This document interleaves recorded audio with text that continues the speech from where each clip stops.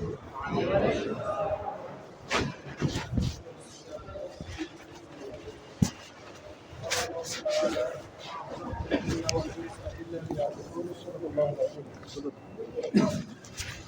প্রশংসা আল্লাহর, যিনি আমাদেরকে প্রথমত মানুষ, অথবা মুসলিম, তারপরে ঈমানের দৌলত দান করেছেন। সেই মহান রব্বুল আলামিনের শানে শুকরিয়া আদায় করছি, আলহামদুলিল্লাহ। আলহামদুলিল্লাহ।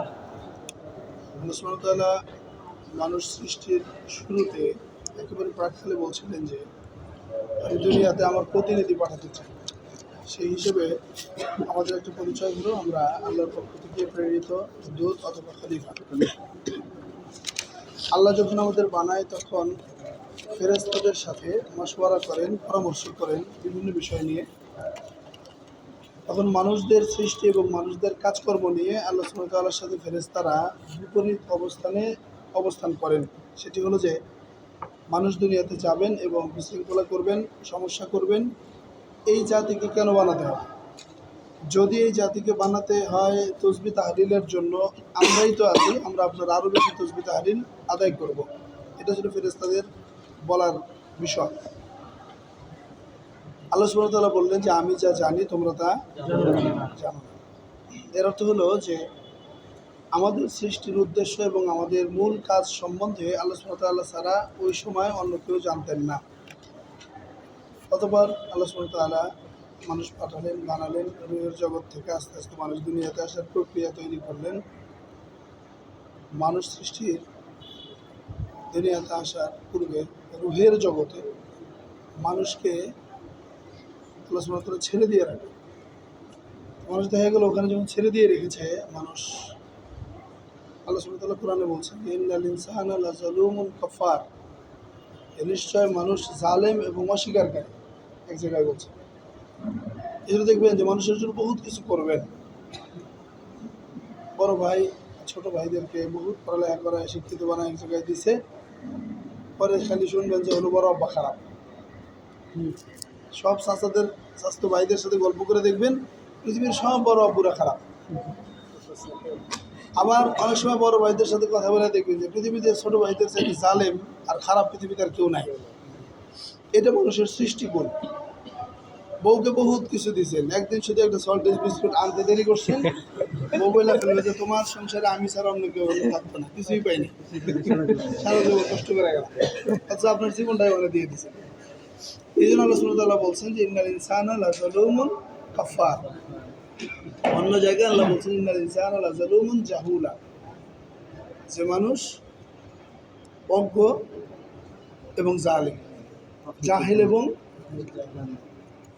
মানুষ জালেম, এই গুণগুলো মানুষের মধ্যে আছে। তো রুহের জগতেও আমাদের এই গুণগুলো ছিল। অতঃপর আমরা রুহের জগতে আল্লাহকে ভুলে গেছিলাম। এটা মনে নাই, এখন কারোই মনে পড়তেছে না। মনে না পড়ার এই কথা তো একটু পরে মনে করবো যে সময় বলছিলাম। ওই রুহের জগতে আল্লাহ সুবহানাহু ওয়া তাআলা যখন দেখলেন যে আমরা আল্লাহকে ভুলে গেছি, অস্বীকার করছি, বা ওখানে বিন্দাস লাইফ ফিল করতেছি, আছে না এখন মোটরসাইকেলে 120 গিয়ারে টান দেয়, আমার জীবনের আর কোনো বিষয় নেই, খালি গাড়ি টানার জন্য দুনিয়াতে আছে। যে গাঁজা খাইতেছে ও খালি ওইটার মধ্যেই আছে, যে যে কাজে ব্যস্ত করতেছে এইটাই জীবনের শুরু, এইটাই শেষ। ওইখানেও সেম কন্ডিশন ছিল। আল্লাহ সুবহানাহু ওয়া তাআলা আমাদের ওইখানে একটা শাস্তির ব্যবস্থা করলেন। সেটি হলো 3 দিন ওইখানে খানা বন্ধ করে দিয়েছিলেন। কয়দিন? 3 দিন। এই জন্য দেখবেন কওমি মাদ্রাসায় কোনো ছাত্র যদি অপরাধ করে খানা বন্ধ করে দেয়, এটা আল্লাহ প্রদত্ত শাস্তি। 3 দিন খানা বন্ধ করে দিয়ে প্রত্যেকটা রুহু সেখানে অস্থির হলেন, প্রত্যেকটা রুহু বেচাইন হয়ে গেলেন। তখন আল্লাহ তাআলা সমস্ত রুহুকে এক জায়গায় করে আবার জিজ্ঞেস করলেন যে আলাস্তু বিরব্বিকুম, আমি কি তোমাদের রব নই? তখন ওই বিপদে পড়ে সকল রুহু এক বাক্যে স্বীকার করছিল, ক্বালু বালা শাহিদনা। সব রুহু কি বলছিল? অবশ্যই আপনি আমাদের রব, আপনি ছাড়া কিছু নেই। এর আগে 3 দিন বিপদে পড়ছিল। কয়দিন? 3 দিন। এই অবস্থা বর্তমানেও আছে। সেটা হলো মানুষ বিপদে পড়লে আল্লাহ বিল্লাহ করে, আবার বিপদ উঠে গেলে মানুষ স্বাভাবিক। এই সিস্টেমটা রুহের জগৎ থেকে আসছে। কোথা থেকে? রুহের জগৎ থেকে। ওখানে যেদিন বিপদে পড়ছিল তখন আল্লাহকে স্বীকার করছে পৃথিবীর সব রুহ। এটা শেখ হাসিনা ছিল, খালেদা জিয়া, ট্রাম্প ছিল, ফেরাউন ছিল, সবাই ছিল ওই কথার মধ্যে যে আপনি আমাদের রব, আপনি ছাড়া আমাদের আর কেউ নাই। এই কথার স্বীকৃতি রুহের জগতে প্রত্যেকটা রুহ দিয়ে এসছি। অতঃপর মা এবং বাবার মধ্য দিয়ে আমরা যখন পৃথিবীতে আগমন করলাম, মায়ের গর্ভে যখন অনাদিকাল সময় আমাদের খাদ্যের ব্যবস্থা আল্লাহ সুবহানাহু ওয়া তাআলা করলেন, এটাকে রিজিক বলে। মায়ের পেটের সেই রিজিকের ব্যবস্থাপনা বন্দোবস্ত পৃথিবীর অন্য কোনো সিস্টেমে পারে নাই। আমার আপনার মা পৃথিবীর যে কোনো খাদ্য খাওয়া গ্রহণ করুক না কেন, আপনার পেটের মধ্যে আপনার যে খাবার দরকার আল্লাহ ওই খাবারের বিপরীতে আপনার জন্য ওইটা রেডি করে ফেলতেন ভিতরে। এরপর আমি দুনিয়ায় আসলাম, আসার পরে আমার জন্য কোন খাবারটা, কোন রিজিকটা, কোন উত্তম খাবারটা আমার প্রয়োজন, আল্লাহ সুবহানাহু ওয়া তাআলা সেই খাবারের ব্যবস্থা করলেন মায়ের দুধের মাধ্যমে। পৃথিবীর সমস্ত ডাক্তারগণ এই কথায় একমত হয়েছে যে পৃথিবীতে মায়ের দুধের বিকল্প কোনো খাবার তৈরি হয় নাই, কোনোদিন তৈরি করা সম্ভব হবে না। এটা যতটুকু গরম দরকার ততটুকু গরম ব্যবস্থায় দেখেন, ওই মায়ের দুধের বোটের ছিদ্রগুলো এমন করে দেওয়া যে অনেক বেশি আইসা গলায় আটকে দম বেঁধে দেওয়া, বাচ্চা মরবেও না। আবার অনেক বেশি শক্তি দিয়ে টানতেও হবে না, আলতোভাবে টান দেওয়ার সাথেই একটা বাচ্চার উদরে পৌঁছার জন্য যে ব্যবস্থাপনা দরকার আল্লাহ তাআলা অটো সিস্টেম করে দিছে। আপনি সারিয়া গান্ধীর মরিচ দিয়ে ভাত খাইছেন, আপনার দুধ সাদা। আপনি মরিচ ছাড়া খাবার খাইছেন, তারও দুধ সাদা। আপনি অনেক বেশি খাইছেন, আপনার ওই একই রকম কালারের দুধ। না খেয়ে কষ্ট, মানে অল্প কিছু খেয়ে বেঁচে আছে, তারও সেম অবস্থা। এর অর্থ হলো যে রিজিকের ফয়সালা, রিজিকের ব্যবস্থা আল্লাহ সুবহানাহু ওয়া তাআলা প্রত্যেকটা মানুষকে সৃষ্টির 50,000 বছর পূর্বে তার রিজিক বরাদ্দ করে দিয়েছে। কতদিন আগে? 50,000 বছর পূর্বে প্রত্যেকটা রুহের জন্য আল্লাহ তাআলা খাবারের ব্যবস্থা বন্দোবস্ত করে রেখেছে।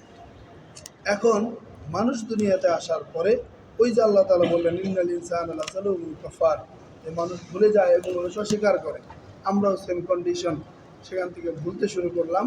দুনিয়ায় আসলাম, বাবার ভিতর ছিলাম, ভুলে গেছি। মায়ের পেটে ছিলাম, সেটাও ভুলে গেছি। দুনিয়াতে এসে মা বাবা ভাই বোন নিকটতম ব্যক্তিদের হাত ধরে ধরে হাঁটতে শিখেছি, সেইটাও আমরা ভুলে গেছি।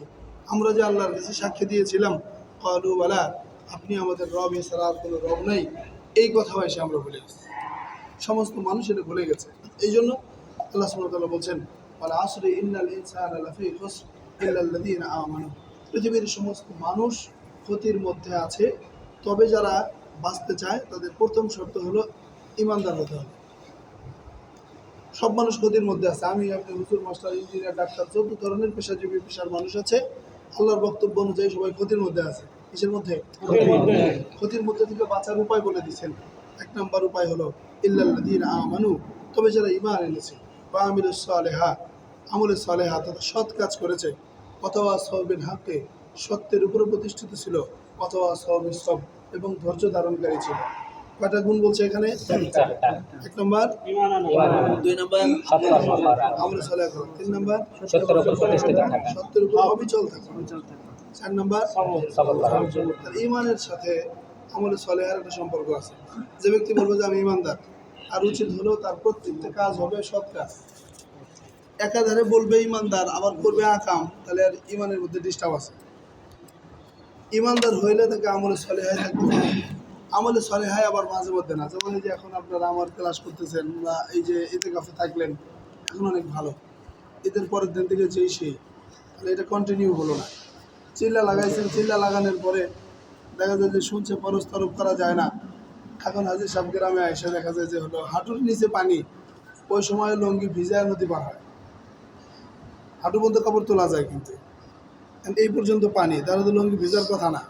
3 চিল্লায় শুনছে যে সতর্কতা, ও দেখা যায় যে এতটুকু পানির মধ্যেও লঙ্গির গোড়া 1 ইঞ্চি 6 ইঞ্চি ভিজায় নদী পার হয়, জোরে জোরে হাঁটে, ওই ভেজা লঙ্গি বাড়ি খায়, মানুষকে কেবো করে লঙ্গি ভেজা খায়। ভাই আল্লাহ, এতদিন ভুলের মধ্যে ছিলাম ভাই, মালকাসা মাইরা ফুটবল খেলছি, লঙ্গি উপরে তোলা যায় না। বিশাল হাজি সাহেব পরের মাসে যা দেখবেন বিকালবেলা খেলা হচ্ছে মাঠে, ল্যাঙ্গোটা একটু পয়রা চাষায় ফুটবল খেলতেছে। এইটা নিষেধ করছে ইসলাম। ইসলাম বলছে যে না, তোমার যে লঙ্গি ভিজানোর দরকার নাই, আবার পরের মাসে মালকাসা মারা বাসা ল্যাঙ্গোট পরে ফুটবল খেলারও দরকার নেই। কন্টিনিউ তুমি হাঁটুর নিচ পর্যন্ত কাপড় রাখো, এটা হলো কন্টিনিউ। বুঝে আসছে যে তোমার এই যে গোড়ালির নিচে প্যান্ট চলে গেছে, আবার নামাজের সময় এসে ভাঁজ করে উপরে তুললো, মানে কিছু সময় সে ভালো, আবার বের হওয়ার পরে আবার ছেড়ে দিল, এটা নিষেধ আছে। ইসলাম বলছে যে সব কাজ করতে হবে কন্টিনিউ। এটা গেল ঈমান আনার পরে ভালো কাজ করা এবং কন্টিনিউ থাকার বিষয়। আর এখানে তারপরে বলছে যে হলো অথবা সবিল হাক্কি অথবা সবিল সবর করতে হবে। সবরের বিষয় কেন আসলো? আল্লাহ সুবহানাহু ওয়া তাআলা জানেন যে যখন তুমি সৎ কাজ করবা, যখন তুমি সঠিকের উপরে থাকবা, তখন তোমার উপরে বিপদ আসবে। তুমি 5 ওয়াক্ত নামাজ পড়বা, তোমার শিবির বলবে, জঙ্গি বলবে, তোমার বহুত মোল্লা বলবে, বহুত খারাপ কটু কথা বলবে মানুষ, তোমার ভেঙে পড়া যাবে না, তখন তোমাকে ধৈর্য ধরতে হবে।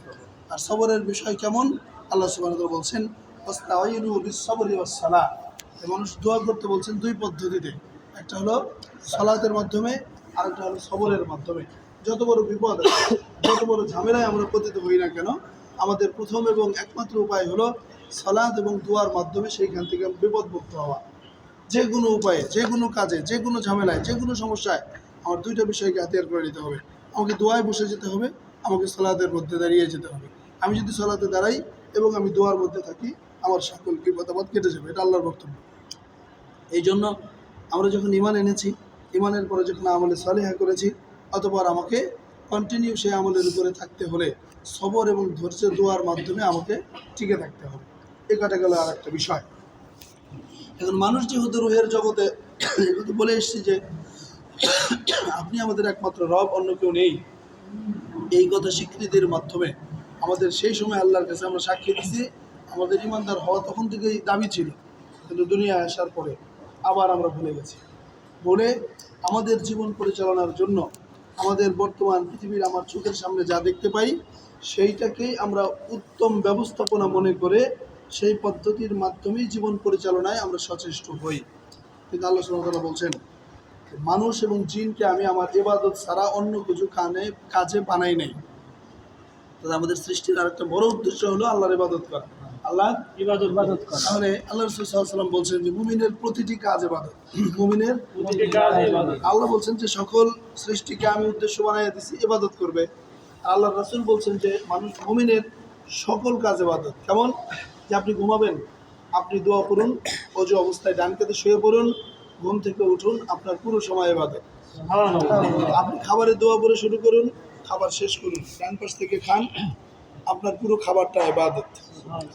আপনি 3 জন সাক্ষীর বিনিময়ে একজন মেয়েকে বিবাহ আবদ্ধ করুন, সেই মেয়েটা আপনার ঘরে থাকবে, উপার্জন করে তাকে খাওয়াবেন, আল্লাহ বলছেন এটা ইবাদত। আপনি সন্তান জন্ম দিবেন উম্মতে মুহাম্মাদি বৃদ্ধির নিয়তে, আল্লাহ রাসূল বলছেন এটা আপনার ইবাদত। তথা প্রতিটি কাজ আপনার আমার ইবাদত। শুধু একটা বিষয় খেয়াল রাখতে হবে, ওই কাজটা যেন শরীয়ত পদ্ধতিতে হয়। শরীয়ত পদ্ধতিতে। যেই কাজ শরীয়ত পদ্ধতিতে হবে সেই কাজটা ইবাদত। আর যেই কাজ আপনি শরীয়তের বাইরে করবেন, এখন আইসা আপনি এই দিক দাঁড়ায় নামাজ 8 রাকাত একসাথে পড়ছেন, নামাজ কিন্তু হয়েছে, রুকু হয়েছে, সেজদা হয়েছে, সূরা ফাতিহা হয়েছে, নামাজ হবে? না না এদিকে দাঁড়ায় কয়জন নামাজ পড়লেন? হবে? না। আবার একসাথে মনে করেন যে 5-6 দিনের নামাজ পড়ে নিলেন, অগ্রিম। নামাজের অগ্রিম হয়? না না। নামাজের কাজা হয়, কিন্তু অগ্রিম হয় না। পড়ে নিলেন, যে হতেই 4-5টা দিনের নামাজ একবারে পড়ে নিলাম, ঈদের ছুটি 3-4 দিন বন্ধু বান্ধবের সাথে থাকবো, হবে? না না। এটা হলো শরীয়ত পদ্ধতি, যে তোমাকে 2 রাকাত নামাজ ফজরের আগেই পড়তে হবে, আর সূর্য ওঠার আগেই 2 রাকাত নামাজ পড়তে হবে, এটা হলো ফজর। একেবারেই উপরে যখন সূর্য যাবে, ঢলে পড়ার আগে এই সময় জোহর, ঢলে পড়ার পর আসর, সূর্য ডুবে যাওয়ার পরে পশ্চিম আকাশের লালিমা মিশ্রিত কালার যতক্ষণ পর্যন্ত আছে ততক্ষণ পর্যন্ত মাগরিব 3 রাকাত। এরপর যখন অন্ধকার ছেয়ে যাবে ইশার সালাত 4 রাকাত। সময় বলে দিছে, এর বাইরে সিস্টেম নাই, এটাই শরীয়ত। ওইটা মাইনা চলার নামই হলো ইবাদত। যে কোনো কাজ আমার এই পদ্ধতিতে হবে, যে পদ্ধতি আল্লাহ এবং আল্লাহ রাসূল শিখিয়েছেন। তাহলে পুরো জীবনের বড় একটা অংশ হলো খাবার, বড় একটা অংশ হলো রিজিক, খাদ্য। পৃথিবীতে যদি জৈবিক এবং শারীরিক চাহিদা না থাকতো, তাহলে কোনো মানুষ কোনো কাজকর্ম করতো না। যদি খাবারের প্রয়োজন না হতো, কেউ কাজ করতো? পৃথিবীর কোনো মানুষ, আল্লাহ এটা একটা সিস্টেম করে রাখছে। এই জন্য মানুষকে দেখবেন যে প্রচুর পরিমাণে একেবারে ছোট বাচ্চা জন্ম হয়েছে, সেই বাচ্চার হাতেও আপনি 10 টাকা দিয়ে দেখেন এরকম করে ধরে। মানে সৃষ্টিগতভাবে এই সম্পদের প্রতি তার একটা মোহ, সম্পদের প্রতি তার একটা লোভ আল্লাহ সুবহানাহু ওয়া তাআলা দিয়ে রেখেছে, একেবারে শিশুকাল থেকেই দেখবেন। আর একটা গুণ দেখবেন ছোটকাল থেকেই জন্মের পর থেকেই ও ভুল দিকে হাঁটা শুরু করে। পানি যাওয়া যাবে না, পানিতেই নামে। আগুন ধরা যাবে না, তাহলে আগুনে হাত দিতে যাবে। মানে যেই কাজ করলে আর ক্ষতি হবে ওই বাচ্চা দেখবেন ওগুলোর দিকেই যায়। এটার আর একটা কারণ হলো শিশু সন্তানরা পৃথিবীর সকল বস্তুর সাথে পরিচিত হয়। ছোট বাচ্চাদের হাতে যে কোনো জিনিস দিবেন ওই জিনিসটা নিয়ে প্রথম সে জিবার সাথে লাগায়। কোথায়? যে কোনো মাটি দিবেন মুখে দেবেন, কলম দেবেন মুখে দেবেন, টাকা দেবেন মুখে দেবেন, টুপি দিবেন নিয়ে মুখে দেবেন, যে কোনো জিনিস দেবেন ধরে আগে মুখে কামড় দেবেন। প্রত্যেকটা বস্তুর সাথে প্রথম পরিচয়ের মাধ্যম হলো জিহ্বা। কিসের মাধ্যমে? ছোট বাচ্চারা জিহ্বার সাথে পৃথিবীর বস্তু সামগ্রীকে টাচ করে এইটার থেকে সে তথ্য সংগ্রহ করে তার মেমোরিতে সেভ করে। বিষয় বুঝতে পারছেন? এই জন্য ছোট বাচ্চারা এই বস্তু সামগ্রী হাতে পাইলেই মুখে সেটা লাগায়। এটা একটা বিকল্প বলা লাগায়। তাহলে মানুষের এই সৃষ্টির পর থেকেই লোভ এবং সম্পদের প্রতি একটি টান, রিজিকের প্রতি তার আগ্রহ, এটা আল্লাহ প্রদত্ত। এটা এটা প্রয়োজন আছেই, কিন্তু প্রয়োজন যেটা সেটা হলো যে আমাদেরকে 100% মুসলিম হিসেবে ইবাদতের নিয়তে শরীয়ত পদ্ধতিতে আগাইতে হবে। আমি রিজিক ইনকাম করি, আমার পড়ালেখার শুরুটাই হয়েছে যে আমি অর্থনীতি নিয়ে পড়ালেখা করব। এখন আমাদের এই যে তাগুদি ব্যবস্থাপনা, গণতান্ত্রিক ব্যবস্থাপনায় আমাদের যে রিজিক অন্বেষণের রাস্তাগুলো দেখাইছেন, এই জায়গায় এসে আমি আপনাদেরকে আবেদন করব, প্রথম আপনি বের করুন কোরআনুল কারীমের মধ্যে যে আল্লাহ তাআলা উত্তম রিজিক কোনটাকে বলেছেন। আল্লাহ কিন্তু রিজিকের আলোচনা যেখানে করেছেন সেখানে মুমিনদেরকে বলেছেন হালালান তয়্যিবা, হালালান তয়্যিবা। ঘোড়ার গোস্ত হালাল তবে খুব উত্তম খাবার না, কুচে মাছ হালাল তবে খুব বেশি উত্তম না, এরকম জাকাতের টাকা ভিক্ষা করে খাওয়া এগুলো হালাল তবে এগুলো খুব উত্তম খাদ্য না। ভিক্ষা করে খাওয়া জায়েজ, কিন্তু ভিক্ষার খাদ্যকে এটা মানে ভিক্ষা করা এবং বউ তালাক দেওয়া এই দুইটা আমল জায়েজ, তবে এটাকে ইসলাম নোংরা জায়েজ বলছে। নোংরা জায়েজ বুঝছেন? মানে সবচেয়ে কম দামে নিকৃষ্ট জায়েজ, কোনো মধ্যে জায়েজ রাখছে, এটা নিরুপায় হয়ে যেন এখান থেকে বাঁচা যায় এটা শরীয়ত রাখছে। বিবাহ এবং বিবাহ পরবর্তী তালাক এবং ভিক্ষা করে খাওয়াটা জায়েজ, তবে এটা অনুত্তম জায়েজ। আল্লাহ সুবহানাহু ওয়া তাআলা বলছেন যে রিজিকের ব্যাপারে আল্লাহ বলছেন যে বরাবর কোরআনুল কারীমে যখন এই রিজিকের আলোচনা আসছে হালালান তয়্যিবা বলছেন, হালাল এবং উত্তম খাবার খাইতে বলছে, হালাল এবং উত্তম খাবার। তাহলে আমাদের রিজিক এটা অর্থনীতির সাথে সম্পৃক্ত। আমি অর্থনীতি নিয়ে পড়ালেখা করছি, আমি এটা নিয়ে পড়তেছি। আমি ইকোনমিক্স নিয়ে পড়ার উদ্দেশ্যই হলো কিভাবে কম টাকাকে বেশি টাকা বানানো যায় 2 নম্বরই বুদ্ধি দিয়ে। ডেবিট ক্রেডিট নামে আমাকে ইংরেজি শব্দ শিখাই দিছে, এর অর্থ হলো কেমনে গরিব মানুষের ভুয়ামি কইরা টাকা কামান যায়। যত এনজিও দেখেন, যত এই যে মাইক্রো ক্রেডিট ব্যবস্থাপনাগুলো দেখেন, এদের উদ্দেশ্য কি গরিবের ধনী করা না, এদের মূল থিমটাই হলো যে কিভাবে অল্প টাকাকে পরিশ্রম ছাড়া বেশি টাকায় রূপান্তরিত করা যায়। এটা হলো জাগতিক অর্থনীতির একটা প্ল্যান। এবং সেটার সাথে দেখে নিয়েছে টাকা, কাগজের একটা টাকা বানায় দিচ্ছে। এত একটা কাগজ, এর দাম বলে 10,000 টাকা, এর দাম 500 টাকা, এর দাম 1000 টাকা। এটা কিন্তু মূল সম্পদ না। কালকে যদি বলে যে এই নোটটা চলবে না, এই নোট তো এটা কেজি দরে মনে করেন যে কাগজের দামে বেচলেও লস। কাগজের যে স্বাভাবিক দাম আছে এটা তাও নেই। তাহলে এই যে ব্যবস্থাপনা কে তৈরি করলো, এই যে টাকা, এই যে কাগজ, এগুলো কারা বানাইলো, এগুলো চিন্তা করতে হবে। ইসলামী অর্থনীতি যেটা ছিল সেইটা থেকে মানুষকে পুরোপুরি সরায় ফেলছে অলরেডি। আলেম ওলামা বলেন বা দিনদার ব্যক্তিদের বলেন, হাজি গাজি বলেন, ধর্মীয় শিক্ষিত ছেলে মেয়ে বলেন, ইসলামী অর্থনীতি সম্বন্ধে আমাদের জানাশোনাই নেই।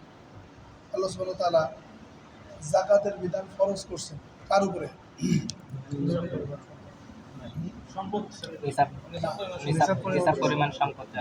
তাও না। আল্লাহ দেখে আকিমুস সালাহ ওয়া আতুজ যাকাত, নামাজি ব্যক্তিদের উপরে যাকাত ফরজ করছে। এখন যারা নামাজ পড়ে ওরা যাকাত তোলে, আর যারা নামাজ পড়ে না ওরা যাকাত দেয়। খুব খেয়াল করবেন জিনিসটা। অথচ আল্লাহ বলছেন তুমি যাকাত দাও, যাকাত নেও, এরকম কোনো আয়াত নাই। যারা আছে খেয়াল করবেন, আল্লাহ একটা হাদিসও নাই যে যাকাত উঠাও বা যাকাত নেও বা যাকাত গ্রহণ করো, এটা নাই। ইসলাম বলছে যাকাত দিতে। তুমি নামাজ পড়েছো, এরপরে তোমার উপর জাকাত ফরজ হলে তুমি জাকাতটাও দিয়ে দেবে। আর ইসলামের যতগুলো ইবাদত আছে তার মধ্যে অর্থনৈতিক ইবাদত তিনটা। কয়টা? তিনটা। একটা হলো কোরবানির সময় কোরবানি দেওয়া, হজ ফরজ হলে হজ করা, জাকাত ফরজ হলে জাকাত দেওয়া। তো মানুষ সবচেয়ে বেশি করে কোরবানির আমল। ডাইরেক্ট ফিডব্যাক পাওয়া যায়, কোরবানি দিলেই গোসল পাওয়া যায়, কবুল হোক না হোক রিটার্ন আছে, ফিডব্যাক ভালো। ওই আমল বাঙালি বহুত করে। যার টাকা নাই ও ভাগে হলেও কোরবানি দেয়, যার টাকা নাই সেদিন করে হলেও কোরবানি দেয়, কারণ দেখা যাচ্ছে কোরবানি দিলে সব আছে, গোস্ত আছে। দ্বিতীয়, হজের আমল টুকটাক করে, বছরের জীবনে একটা হজ করুন, যত আকাম করছে সব মাফ হবে হুজুররা বলছে, আর আমাকে একটু হাজি সাহেব বলবে আল হাজ হবো, এই এক নিয়তে হজ করে শেষে, জীবনের শেষে এসে তখন জীবন আর চলে না, চশমার ফাঁক দিয়ে দুনিয়া দেখে, তখন ওই মোয়াল্লিমের ঘাড়ে ছোয়ার করে মোয়াল্লিমের বিপদে ফেলা যায়। বাজেটা পরিশ্রমী আমল, শক্তি থাকতে যাওয়া উচিত। এই বুড়ারা যায় বহুত আকাম করে, এই দেখেন আর কুরবানি ওখানে দিতেছে, এক ইয়া করতেছে, মানে পুরা হজটাই কুরবানি করেছে আসে। এখন গেল ওই আমল টুকটাক করে, আর জাকাতের সময় আসলে তখন খালি পেশায় আমি দান করি, তো মসজিদের টাকা দিলাম সিমেন্ট কেনার জন্য, দেই জাকাত, হয়তো আমি শাড়ি দিই, পুরাতন কম দামি শাড়ি লঙ্গি এবার 22টা দিছি, জাকাত দেয় বান্দা। এই অর্থনৈতিক আমলটা মানুষ করতে চায় না, কেন করতে চায় না? যে এই অর্থনীতি সম্বন্ধে মানুষের জ্ঞান নাই, কি নাই? এক নম্বর হলো জাকাত ব্যবস্থাপনা। আল্লাহ সুবহানাহু ওয়া তাআলা এবং আল্লাহর রাসূল পৃথিবীতে প্রতিষ্ঠিত করতে বলেছেন, দরিদ্র মাথা থেকে মুক্ত করে ন্যায় এবং ইনসাফের ভিত্তিতে জীবন পরিচালনার একটা সুন্দর ব্যবস্থাপনা। সাহাবা আজমাইন আমাদের জীবনের আইডল। আল্লাহ রাসূল সাল্লাল্লাহু আলাইহি ওয়াসাল্লামের পরে সাহাবা আজমাইনদের জীবন ছিল আমাদের উত্তম আদর্শ। আল্লাহ রাসূল সাল্লাল্লাহু আলাইহি ওয়াসাল্লাম বলছেন যে তোমরা যদি কোনো একজন সাহাবীর জীবন পরিপূর্ণরূপে ফলো করো, তোমরা সফল এবং কল্যাণকর জীবনের অধিকারী হবে। যে কোনো একজন সাহাবী, আপনি কোনো একজন সাহাবীর জীবন পাবেন না যেই সাহাবী সফল ছিল না, একজনও না, সকল সাহাবী সফল ছিলেন। এই যে সফল সাহাবী ছিলেন, তাহলে আমার মুসলিম হিসেবে প্রথম চিন্তা করা দরকার ছিল আমার অর্থনৈতিক ব্যবস্থাপনায় আমার আল্লাহর আদেশ কি, এটা আগে দেখতে হবে। এরপর আমাকে দেখতে হবে নবী সাল্লাল্লাহু আলাইহি ওয়াসাল্লাম অর্থনীতির ব্যাপারে আমাকে কি বলেছেন। 3 নম্বর দেখতে হবে সাহাবা আজমাইন কোন উপার্জন বা কোন অর্থনৈতিক ব্যবস্থাপনায় তাদের রিজেক অন্বেষণ করেছেন, এই 3টা জিনিস দেখতে হবে। 1 নম্বর, আমার উপার্জন, রিজেক এবং অর্থনীতির ব্যাপারে আল্লাহর আদেশ কি, নবী সাল্লাল্লাহু আলাইহি ওয়াসাল্লাম এই ব্যাপারে কী নির্দেশ দিয়েছেন, সাহাবা আজমাইন এই ব্যাপারে কোন প্রক্রিয়া অবলম্বন করে অর্থের মালিক হয়েছে, এটাও খোঁজ নেওয়া। দেখেন সাহাবা আজমাইনদের উত্তম এবং সবচেয়ে দামি এখন পর্যন্ত শরীয়ত কর্তৃক বৈধ উপার্জনের মাধ্যম হলো যুদ্ধের মধ্যে গনিমত যেটা পায়, এই গনিমত। সবচেয়ে উত্তম খাবার কি মুসলিমের জন্য? বলেন, আমার বলেন। মুসলিমদের সবচেয়ে উত্তম রিজেক হলো যুদ্ধের ময়দানের গনিমতের খাবার, এর চেয়ে উত্তম খাবার আর নাই। যুদ্ধ পরবর্তী যুদ্ধলব্ধ সম্পদ থেকে যে গনিমত পাওয়া যায়, রাষ্ট্র বা যুদ্ধের আমির যিনি থাকবেন, লিডার যিনি থাকবেন, তিনি যে সম্পদ আপনাকে আমাকে ভাগ দিবেন, এইটা হলো আল্লাহ রাসূলের সময় থেকে আজ পর্যন্ত ইসলামের শরীয়তের বক্তব্য অনুযায়ী সবচেয়ে উত্তম রিজেক। এইটা বাঙালি মুসলমান কেউ খাইছে? খায় কেউ? অথচ এটা কত সুন্দর ব্যবস্থা ছিল। দেখেন তো এই যে আফগানিস্তানের তালেবানরা কি পরিমাণ সম্পদ আল্লাহ তাআলা ওদের ব্যবস্থা করে দিলেন। ইন্ডিয়া পুরো পৃথিবীতে আকাম কুকাম করে টাকা কামাই কইরা ওই দেশে যে রাস্তা করে দিছে, কালভার্ট করে দিছে, ব্রিজ করে দিছে, স্টেডিয়াম করে দিছে, বহুত কিছু করে দিছে। আমেরিকা ওই দেশ থেকে আসে অস্ত্র, ট্যাঙ্ক, গোলা বারুদ বহুত কিছু আইনে এখানে 19 বছরে দেশটা সাজায় দিছে। এরা খালি কানের নিচে গোসায়া 3টা করে দিয়ে বাড়ি করে দিচ্ছে, না সব রেডি হয়েছে আবার এখন বাকিটা আমরা দেখতে। এই পরিমাণ উন্নত আফগানিস্তান হয়েছে, তালেবানরা যদি তারা নিজেরা এটা চেষ্টা করে করতো তাহলে 50 বছর লাগতো। আল্লাহ তাআলা তাদেরকে উত্তম রিজেকের ফয়সালা করছেন যুদ্ধের মাধ্যমে, কিসের মাধ্যমে? ওনারা যুদ্ধে লিপ্ত ছিল, ওনারা আল্লাহর কাজ করে গেছেন, আর আল্লাহ ইন্ডিয়া, চীন, আমেরিকা, অন্যান্য দেশদের নিয়ে আসা, যারা তো বাইরে তো ব্যস্ত আছে, অন্যদিকে পাহাড়ের মধ্যে আছে, জঙ্গলে আছে, গুহার মধ্যে আছে, যুদ্ধ নিয়ে ব্যস্ত আছে, পোলাপান পয়দা করতেছে বেশি কইরা, ত্যাগের বাড়ি ঘর করার সময় কম, বাবা তোরা আয়, তোরা এসে এগুলো রেডি করে দিয়ে যায়। আলহামদুলিল্লাহ। এই জন্য যুদ্ধ পরবর্তী গনিমতের মাল হলো মুমিনের জন্য সবচেয়ে উত্তম এবং হালাল খাবার, 1 নাম্বার। 2 নাম্বার হলো যে শারীরিক পরিশ্রম করে কর্ম করে নিজ হস্তে কর্মের মাধ্যমে যেই রিজেক অন্বেষণ করা যায়, হালাল রিজেক, এটা কর্মটা হালাল হওয়া, কর্ম কি হওয়া, ইমামতি করে, এটা কি হালাল না? দয়া করে ইমামতিটা করে ব্যাংকে, কাম ছাড়া কথা বোঝেন নাই মানে হুজুর ইমামতি করে খাই খুব ভালো, কিন্তু ইমামতিটা করে কোনে কাম সারা, ওইটা খাওয়ার শুয়োর গোস্ত মনে করেন যে মসজিদের মধ্যে এনে রান্না খাওয়া। আরে হুজুর বেতনটা কোথেকে দেয়? আরে সুদের টাকার থেকে। কিসের ব্যাংক থেকে? সুদের টাকার থেকে করবে। ব্যাংকের টাকা কি? বাংলাদেশে ব্যাংকিং ব্যবস্থাপনায় যে টাকাগুলো আয় হচ্ছে এগুলো কি? সোনালী ব্যাংকের হেড ব্রাঞ্চের বড় ইমাম, এইরকম মোটা গলায় গোস্ত আটে খবর আছে না ইমাম সাহেবের? বুঝতে পারছেন আমার কথা?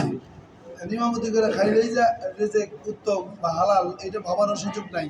ইমামতিটা করতে হবে ভালো মসজিদে, শিয়া মসজিদের ইমাম, কাদিয়ানি মসজিদের ইমাম, ব্যাংকের ইমাম, চলবে? আবাসিক হোটেলের উপরে আবার ইমামতির ব্যবস্থা রাখছে, চলবে?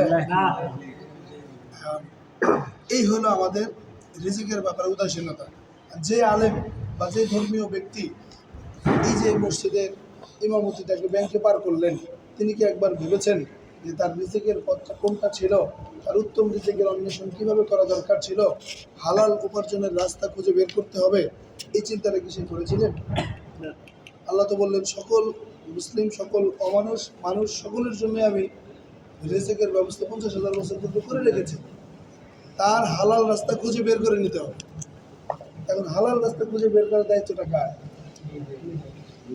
আমি যদি রাস্তার পাশে সকালবেলায় এসে কমলা কিনে সেই কমলা ভ্যানের উপর নিয়ে সারাদিন বিক্রি করে 300 টাকা ইনকাম করি, মাসে 9,000, ইমাম সাহেব 6,500 টাকা দিয়ে চাকরি করে ব্যাংকে, এটা হলো চিন্তার দৈন্যতা। চিন্তার দৈন্যতা। আমরা চক্ষু লজ্জাকে ভয় পাই, আমরা সামাজিকতাকে প্রাধান্য দিই, আমরা পরিবারের লোকজনকে গুরুত্ব দিই, আমরা বন্ধু বান্ধবকে আমরা খুব বেশি অ্যাপ্রিসিয়েট করার কারণে আমাদের রিজিকের মধ্যে ওয়াসাআত হয় না। আমার রিজিক আমার পরিশ্রমের মাধ্যমে করব, আল্লাহ আমার রিজিক পৌঁছায় দেবেন, এটা আল্লাহ ওয়াদা করেছেন। আল্লাহ স্পষ্ট বলেছেন যে তোমরা নামাজ পড়ার পরে জমিনে ছড়ায় বসে, ছড়ায় শুয়ে থাকতে বসে, এই ছড়ায় পড়ার উদ্দেশ্য কি? যে তুমি তোমার রিজিক অন্বেষণ করো, খুঁজো। তোমার নামাজ শেষ, তুমি মসজিদে বসে বসে এত জিকির করার দরকার নাই, হয়েছে। সুন্নাহ পদ্ধতিতে যে দোয়াগুলো আছে, তসবিহ তাহলিল আছে, এটা শেষ, পারো। তুমি যা মাঠে কাজ করো, তুমি যা ব্যবসা করো, তুমি যা চাকরি করো, তুমি যা রিক্সা চালাও, তুমি যা যে কোনো হালাল কর্মে যোগ দাও।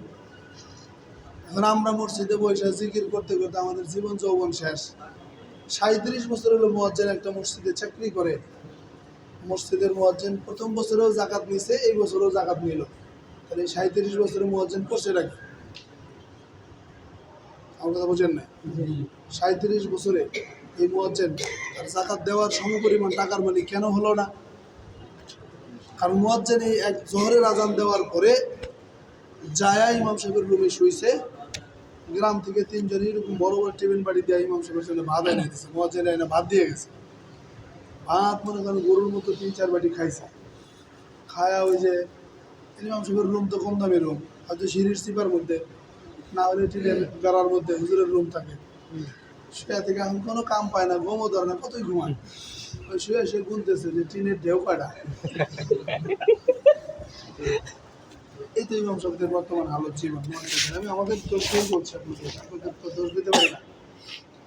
এই ইমাম সাহেব মনে করেন কোনো মতে আসরের আগ দিয়ে উঠে মেসাক একটা নিয়ে বসে থাকলো, বক্তব্যের 2টা ছাত্র আসলো, এক বন্ধা পানি নিয়ে আরেকজনকে বললো যাই মেসাকটা নিয়ে আয়, 2 খাদেম খাড়া করে রেখে হুজুর উজু করতেছে, মেসাক এই থেকে 3 ডলা মায়েরা উজুটা কইরা বদনা বদনা করে এগুলো রাখ, গামছা নিয়ে একজন এসে আসরের আজানটা দিল। আসরের পরে 20 মিনিট বক্তব্য পড়ায়, 8 বছর ধরে বক্তব্য পড়ায়, কেউ কোরআন শরীফ নেয় না, হালত দেখছেন না? 8 বছর বক্তব্য পড়ছি, কোরআন শরীফ হাতে নেওয়ার আগ দিয়ে দেওয়া, পরে মেট্রিক পাস করে আমি চলে গেলাম। কোরআন শরীফ আর হুজুর হাতে দেয় আগে বক্তব্য পড়ায় ম্যাক্সিমামের ঘটনা বলতেছি, বিকল্পও আছে। এরপরে মনে করেন যে আয় যা ছুটি দিল দিয়া করলে যায় করিমন নসিমন নূর বানু মসজিদ টানা ঝাড়ু দিয়ে চলে যায় যায় তালা দিয়ে যাস। ওই লোক বাইরে দুইটা এসে খারাপ হয়েছে, হুজুর চলেন সদরুলের দোকানে চা খাবো। হুজুর বের হয়ে গেল, সঙ্গে একটা পয়রা দুবা একটা পয়রা রাতের 3টা ডলা মেরে চলে গেল চা খাওয়ার জন্য। 10 মিনিট আগ পর্যন্ত চায়ের আড্ডা দিল, দিয়ে আইসা মাগরিবের আজান দিল। মাগরিবের পরে আবার বাজার বুজারে ঘুরলো, ঘুরে ঘুরে এসে আজান দিল, নামাজ পড়ে এই সেক্রেটারির সাথে বৈশা সভাপতির বিরুদ্ধে খানিক কথা বললো। আবার যা দোকানে যায় সেক্রেটারির সাথে চা খায়, আবার সভাপতির পাশ দিল দিয়ে ইমাম সাহেবের কাম শেষ, বউ ফোন দিচ্ছে লবণ 1 প্যাকেট নিয়ে বাড়ি চলে গেল। এই তো আমাদের ধর্মীয় ব্যক্তিদের জীবন। তো এই ব্যক্তির জাকাতের টাকা কেমনে হবে? 2 কারণে হয় না। এটা হলো এই যে ইমাম মুয়াজ্জিনদের চিন্তার দৈন্যতা, আর একটা হলো আমাদের সাধারণ মুসল্লিদের একটা আকাম আছে। আকামটা হলো সেন্ট্রাল মসজিদের ইমাম সাহেব যদি রিক্সা চালায় আর চাকরি থাকবে না না মনে করে আমি রিক্সা চালাই, রিক্সা নিয়ে আমার মসজিদে গেলাম, যে রিক্সাটা পাশে রেখে আমি জুমার খুতবা দিলাম, পরের শুক্রবারে আমার চাকরি থাকবে? এইটাই যে মুসলমানদের আর একটা সমস্যা, যে হুজুরকে রিক্সা চালাবে। মানে এদের কাছে এমন একটা দৃশ্য দেওয়া হয়েছে যে বড় হুজুর মানে এরকম রুমাল উপর দিয়ে দেওয়া, বড় হুজুর মানে দরবেশের ভাব ধরা, 3-4টা তসবি থাকা, বড় হুজুর মানে জুব্বা একবার হাঁটুর নিচ থেকে একবার ইয়া পর্যন্ত চলে যাওয়া, বড় হুজুর মানে একটু সুরমাটুর মধ্যে আস্তে আস্তে হাঁটা, জোরে জোরে কথা না বলা। এটার একটা দৃশ্যপট মানুষের হৃদয়ে এবং মগজে ঢুকাই দেওয়া হয়েছে, যার কারণে আমাদের দৃষ্টিতে আল্লাহওয়ালা বলতে আমরা ওই যে দরবেশ দেখি, আয়ালিফ লাইলা কই কাফে যাইতেছে উইরা উইরা দরবেশ, এই দরবেশ দেখি আমরা। আল্লাহ রসুল আসলে কি এরকম দরবেশ ছিল? আল্লাহ রসুলের হাত আমাদের হাতের মতো এত তুলতুলা নরম ছিল? আরে মুসা আলাইহিস সালাম একজনের কষায় চটকনা মারছে, মরে গেছে। তাহলে মরে যাওয়ার মতো থাবুর একটা দেওয়া লাগছে, তাহলে এই কোন হাতের থাবুর এটা কোন? তো অন্ধকারে আপনাদের হাত ধরলে তো আপনারা বেটানে বেটি চেনাই। এই হাত নিয়ে, এই তুলতুলা হাত নিয়ে সাহাবা আজমাইনদের সাথে মিল দিয়ে জান্নাতে যাইবেন সোজা? আপনি 3 চিল্লা লাগায়, আপনি বিরিয়ানি কোরমা পোলাও খায়া, ওই গাজায় হামাদ যোদ্ধাদের সমপর্যায়ে আপনি জান্নাতে একসাথে থাকবেন, কল্পনা করা যায়? অসম্ভব বিষয়। তাহলে যে আমাদের চিন্তার দৈন্যতা, আল্লাহ মানে এরকম, বুজুর্গ মানে এরকম, এই চিন্তা নেওয়ার কারণে ইমাম সাহেবও যে কমলার দোকান দিতে পারে, মুয়াজ্জিনও যে কুশাল বিক্রি করতে পারে, মুয়াজ্জিনও যে রিক্সা চালাইতে পারে, খাদেম সাহেবও যে এইগুলা কাজ করার পাশাপাশি 5 ওয়াক্ত আজান নামাজ পড়াইতে পারে, এই চিন্তা মুসলমানদের অন্তরে পৌঁছেই নাই। যার কারণে এখন বাধ্য হয়ে মুয়াজ্জিন 1 আজান থেকে আর 1 আজান পর্যন্ত কাম না পায়া শুয়া শুয়া আবুল খায়ের টিনে ঢেউ করে। যদি এই উন্মুক্ত ব্যবস্থাপনা দেওয়া হতো যে আপনি মুয়াজ্জিনি করার পাশাপাশি, যেমন সৌদি আরবের ইমাম সাহেব নামাজ শেষ প্রাইভেট কার নিয়ে বার হয়ে গাড়ির ভাড়া মারতেছে, ওইটাই ওখানে রিক্সা হবে। ওখানে তো রিক্সা চলে না, ওখানে প্রাইভেট কারে ভাড়া মারা যায়। বহুত ইমাম মুয়াজ্জিন ভাড়া মারতেছে, বহুত ইমাম মুয়াজ্জিন লন্ড্রির কাজ করতেছে, বহুত ইমাম মুয়াজ্জিন এসির কাজ করতেছে। ইমামতির পাশাপাশি এই কাজগুলো করে তারা অর্থনৈতিক প্রবৃদ্ধি করছে। সৌদি আরব যে 2 লাখ 3 লাখ টাকা মাসে কামাইতেছে। আমার এখানকার মুয়াজ্জিন ইমামকে আমি আমার ইমামতির বাইরে পানের দোকানে বেশিক্ষণ বইসা থাকলেও চাকরি থাকে না, পড়ছে না হুজুর রবি পদে। এইটাও একটা কারণ, শুধু হুজুরদের দোষ না, আমাদের চিন্তার দৈন্যতা, আমাদের উদারতার অভাব এবং সাধারণ মুসল্লিদের মধ্যে ওলামা ইকরামও যেন স্বাবলম্বী হতে পারে, তাদেরও কাজকর্মে যেন তারা সফল হতে পারে, এই চেষ্টাটা করে না কেউ। এদের মনে করেন যে বিয়ের দাওয়াত দিবে না, আকিকার দাওয়াত নাই, মুসলমানের দাওয়াত নাই, এদের খালি দাওয়াত দেয় যে 71-এর আগে আমার নানি একটা হারায় গেছিল, ওটার জন্য আমি মিলাদ করাম। মানে হুজুরদের প্রতি মানুষের যে কনসেপ্ট এখান থেকেও বের হয়ে আসে উচিত, এটা মাথায় রাখতে হবে। তারা সমাজের, তারা মানব সভ্যতার ঐতিহাসিক একটা দিক, তাদের গুরুত্ব দেওয়া, তাদের মূল্যায়ন করা, তারাও যেন অর্থনীতিতে সমৃদ্ধশালী হতে পারে, এই ব্যাপারে আমাদের সাধারণদেরও চিন্তা করা উচিত। নিজেদের পাশাপাশি তাদের ব্যাপারে এই পজিটিভ ধারণা যখন রাখবো, সেটা আমার মহল্লায় হতে পারে, আমি যে এলাকায় বসবাস করি সেখানে হতে পারে, সবখানে এটা আমি করতে পারি। আমি ইমামতির পাশাপাশি আমি মাদ্রাসার মুহতামিম, তার পাশাপাশি আমি ব্যবসা। প্রত্যেক মানুষের উচিত 3টা কর্মের রাস্তা রাখা। কয়টা? 3টা। যে কোনোভাবে 3টা উপার্জনের রাস্তা রাখবেন জীবনে সফল হতে হলে, সেটা 2 টাকা করে হোক। একসাথে আপনি 5 টাকার চাকরি করেন আর 3 জায়গায় 2 টাকা করে কাজ করলে 6 টাকা। কোনো এক সময় একটা চাকরি চলে গেল আপনার 4 টাকা থাকবে, কোনো এক সময় 2টা কর্ম চলে গেল আপনার 2 টাকা থাকবে। আর 8 টাকার চাকরি করতেছেন, ওইটা চলে গেলে 2 মাস যদি চাকরি না থাকে আপনার কিস্তি তোলা লাগবে। এই জন্য উপার্জন থেকে হালালভাবে নেওয়ার জন্য এটাও একটা প্রক্রিয়া। সুযোগ থাকলে 2টা 3টা রাস্তা থেকে কামাইয়ের রাস্তা বের করে রাখবেন, সেটা ছোট ছোট হোক। আমি সবসময় 4টা কামাইয়ের রাস্তা রাখি। কয়টা? আমি ব্যক্তিগতভাবে যেদিন থেকে পর্যন্ত এসেছি 4টা কামাইয়ের রাস্তা রাখি। আমি ন্যূনতম 4টা কামাইয়ের রাস্তা থাকে। আমি এই মুহূর্তে মসজিদে জুমা পড়াই, মাদ্রাসার মুহতামিম করি, পাশাপাশি জমির ব্যবসা করি। আর এক জায়গায় অল্প কিছু টাকা দিয়ে রাখছি একটা কারখানায়, ওইখানে কিছু মাল উৎপাদন করি। আমি এই যে সুতার টুপি আছে না, 2 বছর আমি সুতার টুপি বানাইছি। সুতা কিনে নিয়ে এসে আমি মহিলাদের মধ্যে সুতা দিয়া ওই টুপি মহিলাদের দিয়ে বানায় আনিছি। 27 টাকা খরচ করে 35 টাকা বিক্রি করি। 100 টুপি বেচে কিনে হলে আমার 700 টাকা থাকে। সমস্যা? কোনো সমস্যা? জাস্ট এক্সাম্পল দিলাম, আমি আমার কথাই বললাম। একটা কর্ম যখন বন্ধ হয় আমি দ্রুতই আর একটা কর্ম খুঁজে বের করি যে কোন পদ্ধতিতে গেলে আমার 2 টাকা আয় হবে, কারোর সাথে হোক, আলাদা হয়। একসময় আমি এসে যখন কোনো কাজ শুরুতে যখন কোনো কাজের রাস্তা খুঁজে বের করতে পারি নাই, তখন আমি এক কোচিং সেন্টারের পরিচালককে বলছি যে আপনি সুযোগ দিলে আমি আমার বাচ্চাদের আধা ঘন্টা করে কোরআন শরীফ পড়াবো। এক কথায় আমার উপার্জনের 2টা 3টা উইন্ডো খোলা থাকা লাগবে, যেন আমার কখনোই নিজেদের মধ্যে চাপ সৃষ্টি না হয়। বুঝে আসছে? এই জায়গাগুলো আমাদের খুঁজে বের করা। তাহলে সবচেয়ে উত্তম হলো আমার রিজিকের ব্যাপারে আল্লাহর আদেশ কি, আমার রিজিকের ব্যাপারে রাসূল সাল্লাল্লাহু আলাইহি ওয়াসাল্লাম কি বলেছেন, কোন পদ্ধতিতে রাসূল উৎপাদন করতেন, সাহাবা আজমাইন কোন পদ্ধতিতে অর্থনৈতিক সমৃদ্ধি করেছেন। এই ব্যবস্থাপনাগুলো যদি আমরা মিলিয়ে নিতে পারি, তাহলে আমাদের হালাল রিজিক অন্বেষণ করার ক্ষেত্রে ব্যাক পেতে হবে। সেই সাথে সামাজিক সমস্যাগুলো বললাম। আপনি হালাল কাজ করার ক্ষেত্রে প্রথম যে কাজ করতে হবে, লজ্জা ফেলে দিতে হবে। কি ফেলে দিবেন? কোন ধরনের লজ্জা রাখা যাবে? যে যা বলে বলুন, যে যা বলে তোরে মাস্টার্স পর্যন্ত পড়াইছে, হারপিক বিক্রি করে খাইতে রে, আপনি এটা শুনেন না। আপনি একটা মোটর সাইকেলের পিছনে রিক্সাওয়ালার কয়টা হারপিক বান্ধা নিয়ে আপনি মার্কেটিংয়ে বের হয়ে যান নিজেই। 60 টাকাতে হারপিক কিনা ওরা 70 টাকা বিক্রি করে, আপনি 60 টাকাতে কিনা 65 টাকা বেচেন, ওরা 20টা বিক্রি করে, আপনি 40টা বিক্রি করেন। আপনি 3 ঘন্টা দৌড়ান, দৌড়ে আপনি 200 টাকা ইনকাম করেন। এটা আপনার জন্য এই রেজেকে বরকত হবে। এটা থেকে কী হবে? বরকত হবে। বরকত হবে। একটা উদাহরণ দিলাম, যে ভিক্সেল বিক্রি করার জন্য আসলে মাস্টার্স করা লাগে না। মাস্টার্স করে ফেলাইছেন ভুল করে, বোঝেন নাই তাই। এই দেশে মাস্টার্স করলে যে আপনার চাকরি হবে, কে কইছে রে ভাই? আপনি মাস্টার্সে গেছেন মানে মাইন্ডের চিবাই পড়ছেন। এখন আপনি তো কামলাও দিতে পারবেন না, সরকার আপনার চাকরি দিবে। আর বাড়িতে গেলে করবো যে মাস্টার্স পাস করে তুই এই ভিক্সেল বিক্রি করিস, কি এক বিপদে পড়ছেন। বাদ দেন। সম্ভব হইলে ছোটো ভাই বোনেরা যারা আছে তাদেরকে বলবেন 8ম শ্রেণী পাস করার পরে কর্মে ঢুকাই দেবেন। প্রত্যেক দিন 2 ঘন্টা ওই মোবাইলের দোকানে যায় মোবাইল কাজ শিখে, কিছুই না। আর ওই যে ঘরটা একটু ঝাড়ু দিয়ে দিবি, ওর একটু পানি টেনে আগায় দিবি, ওর থেকে টাকাও নিবি না, তুইও ওরে কিছু দিবি না। থাকতে থাকতে মোবাইলের নাটগুলো খোলা শেখে, একটু কাজ শেখে, কিছু ঘড়ি খোলা শেখে, কাজ শেখে রে ভাই। এই করতে করতে ইন্টার পাস করতে করতে দেখবেন যে ওর সকল কাজ শিখে ফেলছে। একজন ইন্টার পাস করে ওই যে আপনি পলিটেকনিক্যালে ভর্তি হইতে যাচ্ছে, অলরেডি আপনি 4 বছর ইঞ্জিনিয়ার হয়ে গেছে। বাস্তবতা। আপনি ওই পলিটেকনিক্যালে আপনি ইলেকট্রিক পাস করে এসে দেখবেন যে গ্রামের যে অশিক্ষিত মেকার যে বোঝে, আপনি ওটাও বোঝেন না। আপনি সিভিল ইঞ্জিনিয়ার হয়ে এসে রাজমিস্ত্রির আক্কেল যে আছে আপনার অর্ধেক হয় না। তার সাথে 8 পাস করার পাশাপাশি যদি আমার দ্বারা লেবারি করা যেত, কেমনে মালগুলা সিমেন্ট বালু কেমনে মিশায়, লেবারি করলাম, পাশাপাশি পড়ালেখা করলাম, সমস্যা আছে না। এখন আমি স্টুডেন্ট, আমি আবার লেবারি করবো, এই এক চিন্তা ঢুকছে আমাদের। আমি আসলে কলেজে পড়ি, আমার দ্বারা কি এই কাজ সম্ভব? কেন রে ভাই সম্ভব না কেন?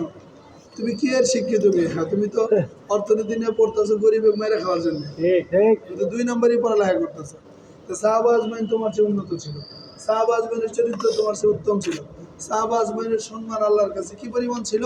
আল্লাহ বলছেন রাদিয়াল্লাহু আনহু ওয়া রাযু আনহু, আল্লাহ বলছেন যে ওরাও আমার উপরে সন্তুষ্ট, আমিও সাহাবীদের প্রতি সন্তুষ্ট হয়ে গেছি। সেই সম্প্রদায়ের উপরে আল্লাহ সন্তুষ্ট হওয়ার পরে সেই লোক কাপড়ের ব্যবসা করছে, পনিরের ব্যবসা করছে।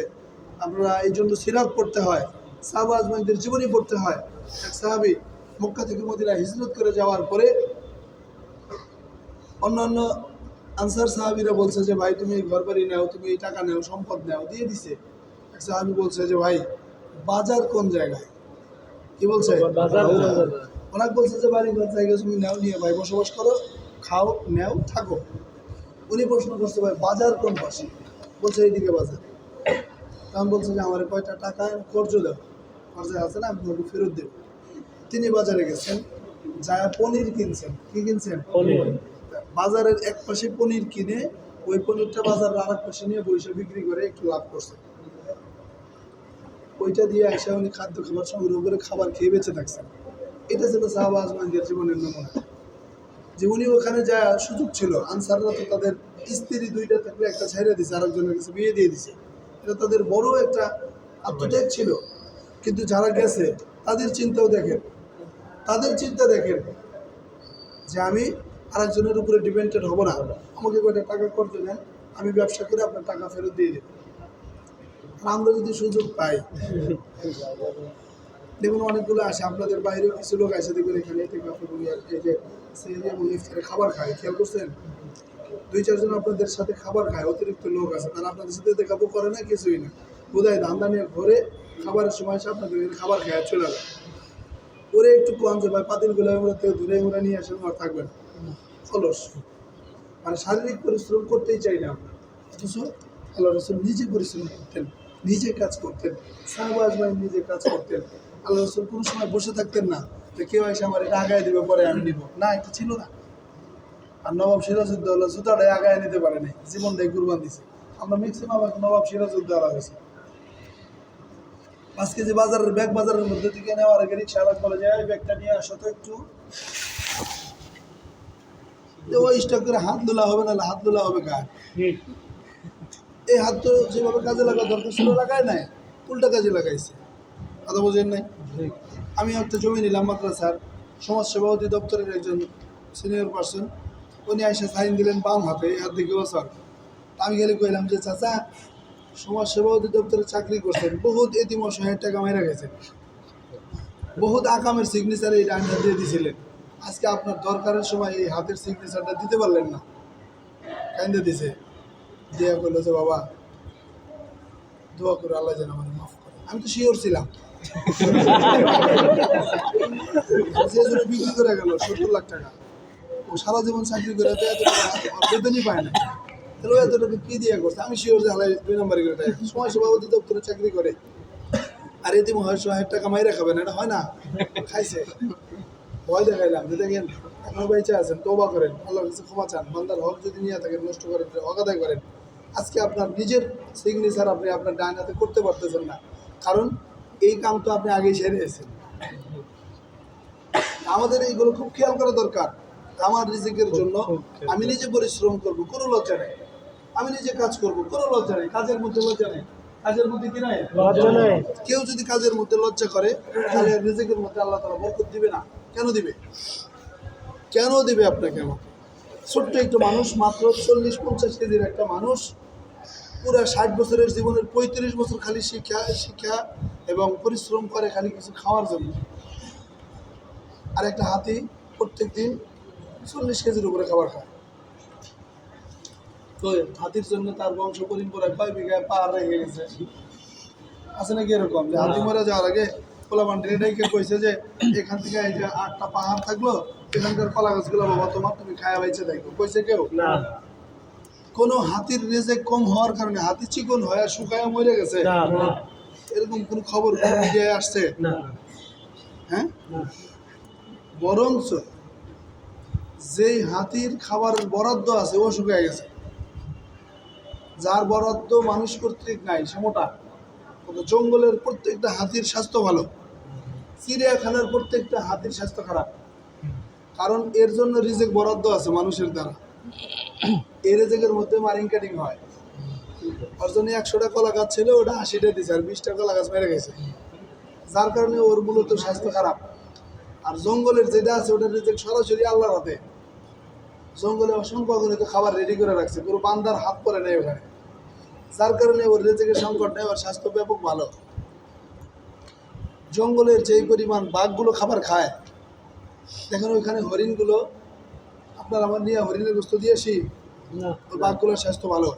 আর চিড়িয়াখানার যে বাঘ আছে প্রত্যেকদিন গরুগ্রস্ত বরাদ্দ না। স্বাস্থ্য খারাপ সাহায্য থাকে খায়। খায় না খাইবো থেকে আর ইঞ্জেকশন দিয়ে রেজেক কমানো রুচি কমায় দিছে। আর ওইখানে মনে করো যে তাজা তাজা হরিণ খায় ওদের রেজেক বাইরে গেছে, রুচি বাইরে যায়। ওরা হরিণ দুইটা খাইলেও একটা বাঘ একটা হরিণ পুরা খাইতে পারে না, কিন্তু সুযোগ করলে দুইটা তিনটা হরিণ মারে। ওর সংকট নাই যে ওটা আল্লাহ কাছে পাঠাইয়া দেয়।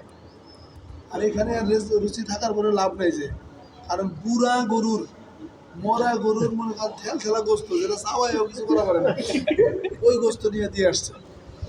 রুচিতে এমনি করে। আর রুচিতে এমনি নাই, গোস্ত বন্ধ। আপনি যাবেন চিড়িয়াখানায় যায় বাঘ আর ভাল্লুকের খাইতে পারবেন না, দুর্গন্ধ। যত পচা গোস্ত মরা গোস্ত 2 নম্বর খাবার ওদের রেজেকে দেয়। ওরা খালি বাইর হইতে পারে না, বাইর হইতে পারলে তো মনে করেন যে খবর ছিল যে তোকে গোস্ত বাইরে গেছে, তোকে আমি সোজা আসবো। এই জন্য বললাম যে হাতি জঙ্গলে থাকে, তার জন্য পাহাড় বরাদ্দ লাগে না, কলা গাছ লাগে না, সে খেয়ে বেঁচে থাকে, তার রিজেক আল্লাহ সুবহানাহু ওয়া তাআলা কাছে পৌঁছিয়ে দেয়। তা আমরা বান্দা, আমাদের রিজেক বরাদ্দ আছে, আমাদের রিজেক আল্লাহ সুবহানাহু ওয়া তাআলার পক্ষ থেকে রেডি করা আছে। শুধু আমরা প্রক্রিয়ার বিপরীত হওয়ার কারণে আমরা খাবারটা যত সময় যত নিয়মে পাচ্ছি না। আমরা পরিশ্রমী হলে, আমাদের স্বচ্ছতা থাকলে, আল্লাহ এবং আল্লাহ রসুল যেই প্রক্রিয়ায় রিজেক অন্বেষণ করেছেন ওই প্রক্রিয়া যদি আমরা অবলম্বন করতে পারি, তাহলে আমাদের অর্থনীতির সমৃদ্ধির পাশাপাশি আমাদের রিজিকের সাথ হবে ইনশাআল্লাহ। আর যদি আমরা লজ্জা পাই, আমরা যদি হালাল কর্মকে ভয় পাই, আমরা যদি মনে করি যে রিক্সা না চালায়া আমি আমার ব্যাংকে ইমামতি করবো, তাহলে ওই মাওলানার জাহান্নাম ছাড়া কোনো উপায় নেই। আপনি যদি কোনো দোকানের কর্মচারী না হয়ে ধান্দা করেন যে আপনি যে কোনো মূল্যে মেট্রিক পড়ুয়া একটা মেয়েকে যা প্রাইভেট পড়ায় টাকা কামাবেন, ওই টাকা কামাইবেন ঠিক, এই টাকা আপনার পেটের যেই দিক দিয়ে যাবে আলসার হয়ে যাবে। ওইটা খায়া যে যৌবন তৈরি করবেন, ওই যৌবন বউর কাছে যা খুব বেশি কামাই লাগবে না। কারণ আপনি একটা তাজা যুবক খোলা, আপনি যে ইন্টারভিউ একটা মেয়েরে সামনাসামনি বসে 1.5 ঘন্টা আপনি কেমিস্ট্রি আর ফিজিক্স বুঝাইছেন, আচ্ছা বায়োলজি আমল করবেন। অনেকে আছে কয় যে মাশাআল্লাহ আগে তো গেঞ্জি পরে ক্লাস করতো, আমি তাকে ওয়াজ করে ফিজিক্স পড়াইছি। তোর কে দায়িত্ব দিছে রে? তোর কি ওটা দায়িত্ব যে ইন্টারভিউ একটা মেয়েরে যায় ওয়াজ করে রিভিউস পড়ানো লাগবে? কে কইছে? তুই যে দেখছস গেঞ্জি পরে ওলান বাইর করে বসে রয়েছে, টাকাটাই তো তোর আকাম রে, বাদ দে ওগুলা। কে যাইতে কইছ? বহুত কাম আছে, পেলাম না। কোনো কাম না থাকলে ভিক্সল কিনে নিয়ে গ্রামে গ্রামে ঘুরে ভিক্সল বিক্রি করো, না পারলে লেবারি করো, না পারলে হালাল কাজ করো। শাহবাজ মাইন্ডে পরিশ্রম করছে, তুমি আমি এমন কি হয়ে গেছে যে পরিশ্রম করা যাবে না? লজ্জা ফেলে দাও, পরিশ্রমের মানসিকতা ভিতরে নাও, এবং শাহবাজ মাইন্ড কোন প্রক্রিয়ায় অর্থ উপার্জন করে খাইছে ওই প্রক্রিয়াগুলো খুঁজে বের করো, যে কোন প্রক্রিয়াতে রিজেক সহজে দেয়। তারা ব্যবসা করতেন, তারা কাজ করতেন, পরিশ্রম করতেন, খ্যাত খামারি করতেন, আবাদ করতেন। যেহেতু দেশে খেলাফত ব্যবস্থা নাই, উত্তম খাবার বলে দিছি প্রথমে। উত্তম খাবার হলো যুদ্ধের ময়দানে গনিমতের সম্পদ হলো মুমিন হৃদয়ের সবচেয়ে সুন্দর পরিচ্ছন্ন হালাল খাবার। যেহেতু ওই প্রক্রিয়া আমাদের নাই, সুতরাং এরপরে আমরা ব্যবসা করতে পারি, এরপরে আমরা পরিশ্রম করতে পারি, এরপরে আমরা খেত খামারিতে থাকতে পারি, ফিশারিজ করতে পারি, ব্রয়লারে যেতে পারি, যে কোনো হালাল কাজে আমরা ছড়ায় পড়তে পারি।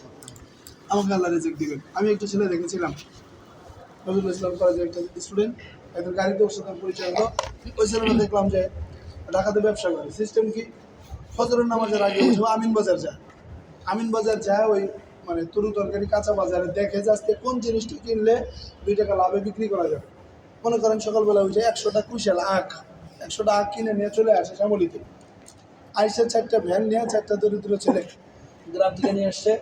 আইসে ওই 25টা করে আখ এক একজনের ভাগ করে দিয়ে বিভিন্ন গার্মেন্টসের মোড়ে ও দাঁড় করায় দেয়।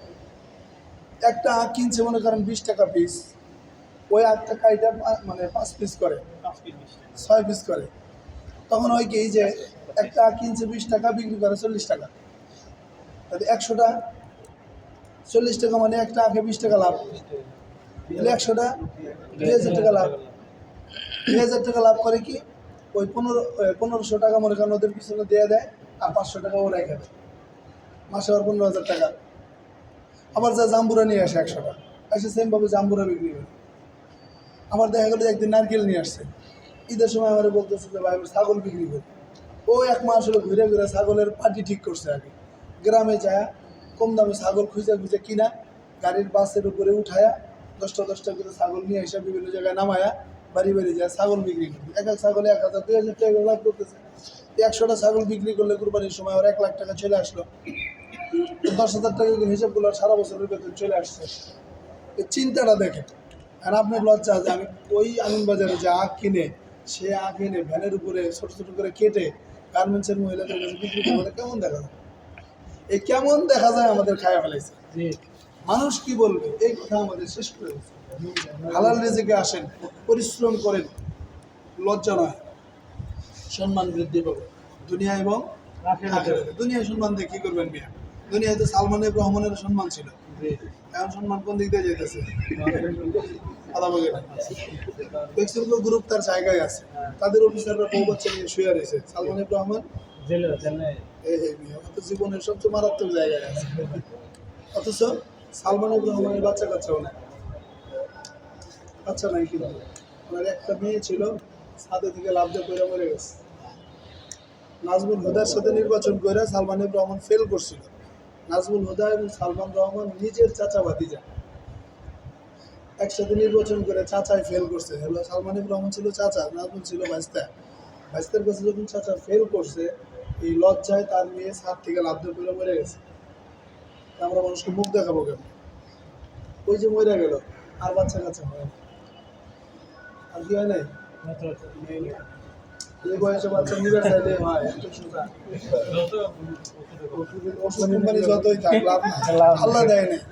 তুই এত রিজেক্ট মানুষের সম্পদ মেরে মানুষের ক্ষতি করে এত সম্পদ করেছ, সেই সম্পদ তোমার কোনোই উপকারে আসবে না। কারোর বক্তব্য আছেই, অন্যায়ভাবে উপার্জন করে, যা উদাহরণ দিলাম আমি। তো ওই সম্মানের আমার দরকার নেই, যেই সম্মান আমাকে যে কোনো সময় বেইজ্জতির মধ্যে ফেলে দেবে, যেই সম্মান আমাকে অপমানিত করবে দুনিয়ায়, যেই সম্মান আমার আখিরাতে কাজে লাগবে না, আমি ওই সম্মান চাই না। আমি চাই এমন এক ব্যবস্থাপনা যেখানে হালাল থাকবে, উত্তম থাকবে, আমি সম্মান পাই অথবা না পাই, আল্লাহর কাছে আমি সম্মানিত হতে পারবো এবং আমার রিজেক্টটা হবে হালাল। সেই হালাল রিজেক্ট খাওয়ার মাধ্যমে আমি যে সন্তান জন্ম দেব, সেই সন্তান হবে উম্মতের ইমাম মাহাদির একজন সৈনিক। আর যদি আমি হারাম খাই, হারাম উপার্জন করি, আমি হয়তো সাময়িক সময় ভালো থাকলেও দিন শেষে আমি খারাপের মধ্যে চলে যাব। আজকের যে এত ডায়াবেটিস, অসুস্থতা, ক্যান্সার, এত ঝামেলা কি জন্য? কি জন্য? শরীয়তের বাহিরের জীবন আমাদের চালাচ্ছে। শরীয়ত তাড়াতাড়ি শুইতে বলছে, আমরা দেরি করে শুই। শরীয়ত সকালে উঠতে বলছে, আমরা 9টা পর্যন্ত ঘুমাই। শরীয়ত হালাল খাইতে বলছে, আমরা হারাম খাই। শরীয়ত আমাকে পরিশ্রম করতে বলছে, আমি তো এক পা হাঁটি না, এক পা হাঁটি না। অথচ সাহাবা আজমাইনদের জীবন এইরকম ছিল না। এই জন্য আমাদের উচিত হবে হালাল রিজিকের জন্য প্রচেষ্টা, দোয়া, এবং কোন কোন প্রক্রিয়াগুলো হালাল প্রক্রিয়া খুঁজে বের করে ওই অনুপাতে আমাকে আগান। পারবো তো ইনশাআল্লাহ? প্রত্যেকের দায়িত্ব। যদি আমি জানি না, আমি তুমি তো মায়ের 2বার খাইবা, একবার তুমি জানো না এই জন্য মায়ের খাওয়া, আমল করো না এটা আরেক মায়ের খাওয়া। অনেকে কয় না যে আমি জানি না, আমি বাচ্চা যাবো, মিশা কথা। আল্লাহ তাআলা বলছেন যারা ইলম আছে, যারা জানে, এদেরকে স্পেশালি পর্দার আড়ালে বিচার করবে। মানে কি বোঝেন নাই? মনে হয় আমল করেনি, আপনি জানেন, উনি জানে না, প্রথম জিজ্ঞাসা করবে এই জানে না কারা কারা, এক সাইড হোক, এক সাইড করে ফেরেশতা বিদায় নেবে, যাই তুই জানিস না কি জানবে। জানাটা ফরজ ছিল না? জানাও তো ফরজ ছিল, আপনি জানেন না, এই ফরজ তরফ করেছেন। প্রথমে একটা পিটন খাওয়া, আবার একসাথে করলো, আমল করিস নাই কারা কারা, সবাই আবার পিটন, ডবল পিটন নিয়ে। আমি জানি না, সমস্যা নেই, আল্লাহ মাফ করে দেবে। তাহলে যারা জানলো, পরিশ্রম করলো, হালাল ভাবে চললো, তাহলে এরা ঠিক গেল না? জানাটা উত্তম না, জানতে হবে প্রথম যে কোন প্রক্রিয়ায় হালাল রিজিক আসে, আল্লাহ রাসূল কোন প্রক্রিয়া অবলম্বন করেছেন, সাহাবা আজমাইন কোন পদ্ধতিতে চলেছেন। এই ব্যবস্থাপনাগুলো যদি আমরা নিতে পারি, তাহলে অটোমেটিক আমাদের জীবনের মধ্যে উন্নতি হবে, উপার্জনের মধ্যে বরকত হবে, সমাজের মধ্যে সুদ ভিত্তিক যে অর্থ ব্যবস্থা আছে, অন্যায়ের যে ব্যবস্থাপনা আছে, অটোমেটিক এগুলো দূর হয়ে যাবে ইনশাআল্লাহ। হালাল রিজিকের প্রচলন ঘটলেই হারাম অটোমেটিক বন্ধ হয়ে যাবে। আমি যদি উপার্জন করে খেতে সক্ষম হই, আমি কখনোই তো সুদ ভিত্তিক ব্যবস্থায় যাব না। আমি যখন অলস হব, আমি যখন গাফেল হব, তখনই তো আমি আমার বউকে দিয়ে কিস্তি উঠাবো। কিস্তিটা কখন উঠায়?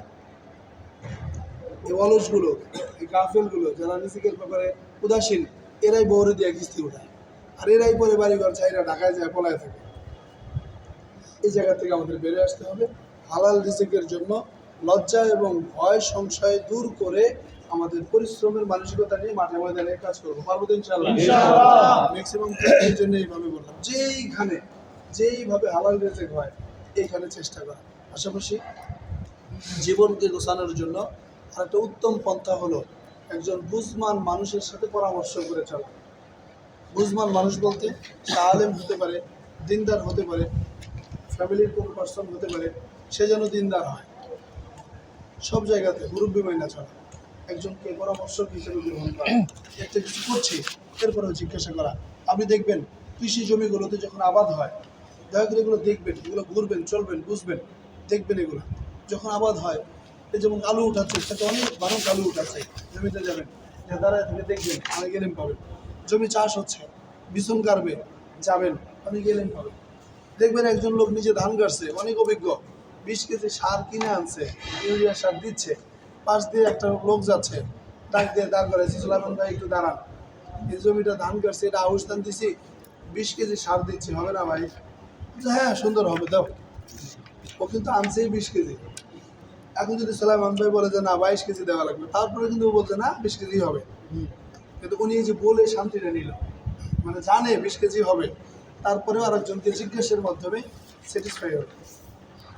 এটা হলো জানার পরেও আরেকজনকে জিজ্ঞাসা করে একটু নিশ্চিত হওয়া যে আমি সঠিকের উপরে আছি। এই জন্য জীবন পরিচালনার জন্য, হালাল রিজিকের জন্য, উত্তম ব্যবস্থাপনার জন্য কোনো একজন ব্যক্তির সাথে মশওয়ারা করে চলার চেষ্টা করা। সব ব্যাপারে মশওয়ারা করলে লস হয় না। বিবাহের আগে পরামর্শ করা যে কেমন মেয়ে বিবাহ করব, কেমন পরিবার বিবাহ করব, তা এটাও একটা রিজিকের অন্যতম বিষয়।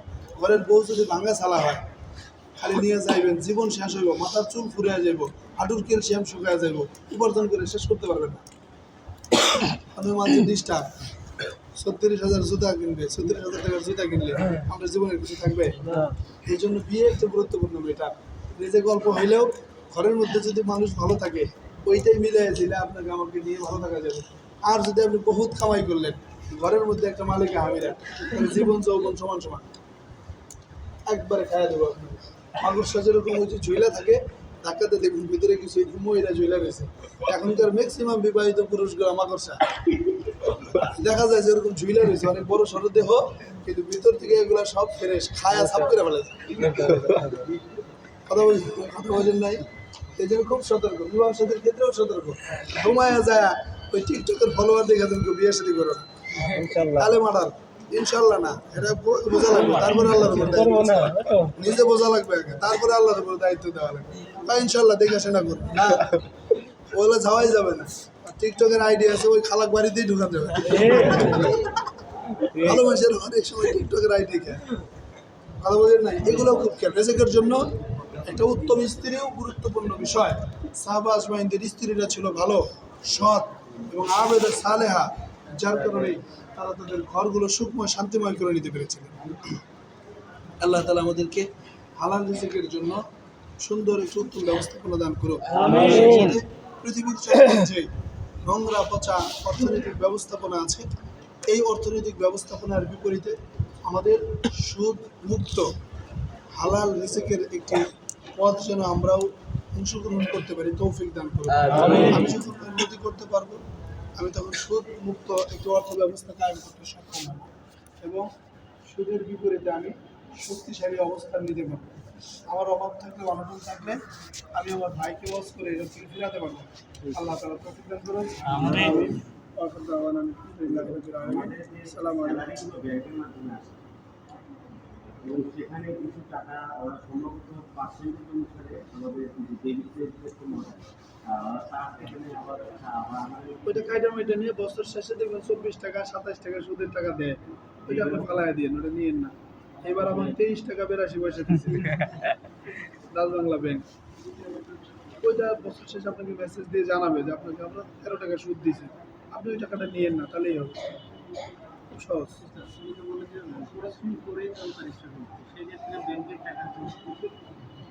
এখন কেউ যদি খাইতে চায়, ওই যে বললাম যে হুজুররা জর্দা খায়, এটা জায়েজ করেই খায়।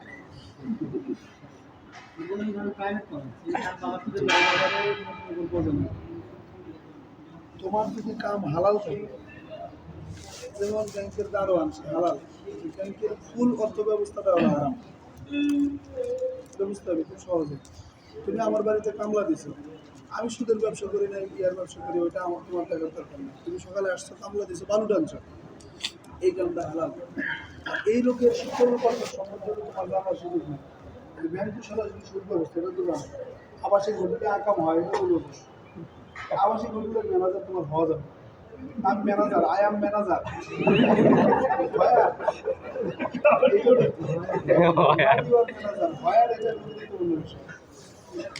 কথা বলতে নাই মনে হয়। কি বলছো? জি, তুমি হালাল টাকা দিয়ে শুয়োরের গোস্ত কিনে খাইছো হারাম, আর হারামের টাকা দিয়ে গরুর গোস্ত কিনে খাইছো ওটাও হারাম। গোস্ত হালাল, মगर তোমার প্রক্রিয়া খারাপ হওয়ার কারণে সে মুরগি ঠ্যাঙ্গো জবাই করে খাইছে। বলবো না, মুরগি জবাইয়ের প্রক্রিয়া আছে, বলার এখানে বিসমিল্লাহি আল্লাহু আকবার, এরপরে ওই গোস্ত হালাল। আর তুমি অন্য ঠ্যাং করতে গাইতে বলেছো রক্ত পড়তে উঠতে মুরগি হয়ে গেছে, ওটা বাদ বিক্রি করে খাইলে খাইছো কোথায় দেখেছো?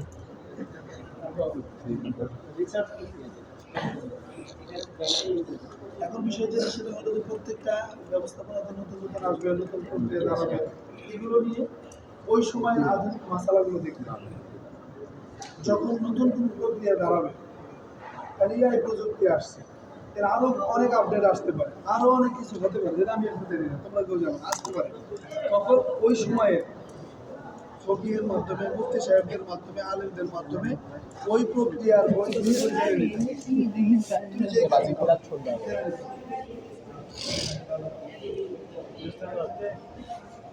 কোনো আত্মীয়ের ইনকাম যদি মানে হালাল হারাম মিশ্রিত হয়, তাহলে সেখানে মানে তার বাড়িতে খাবার খাওয়ার সেটা কিরকম? হালাল হারাম মিশ্রিত থাকলে খাওয়া যাবে, আত্মীয় বন্ধুদের রক্ষা করা যাবে। হালাল রেখা এলে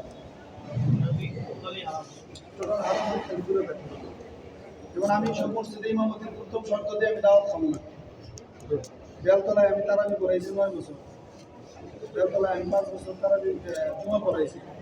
কারণ আমার ব্যাপারে একটু সমালোচনা ছিল যে আমি অহংকারী কারোবারি খাই না। পরে একদিন জমার নামাজ ছিল ওই সময়, আমি একদিন দাঁড়ায় বললাম যে ভাই আমি সামনে শুক্রবার থেকে দাওয়াত খাবো, শর্ত হইল মসজিদে দাঁড়াবেন, আমি তালিকা করবো, তালিকা অনুযায়ী দাওয়াত খাবো। সেটা কি, এখানে দাঁড়ায় বলতে হবে যে আমার উপার্জন হালাল, আমার উপার্জন হারাম নাই, সব মুসলিমের সামনে সাক্ষী দেওয়া লাগবে, তারপরে তুমি খাবো, যদি খাবো একজনও দাঁড়ায় নাই। এমনি বলতে পারে যে আমার উপার্জন হালাল, গ্রামের মানুষ তো জানে যে কি করে। 1300 মুসল্লির মধ্যে একজন দাঁড়ায় না। এখন তারা এখন যখন নামাজ পড়ায় ওখানে আমি বলে দিচ্ছি আমার কোনো দাওয়াত দিবেন না। যদি আমি খোঁজ খবর নিয়ে জানি যে মুখের বাড়িতে খাবার হারাম হতে পারে, আমি খেয়ে দেবেন। হারাম মানুষের হ্যাঁ, হারাম তো যেহেতু ওরা খায়, তোমার চাকরি মজুদ করাও তো দেখেছি না। আরাম হবে কি না?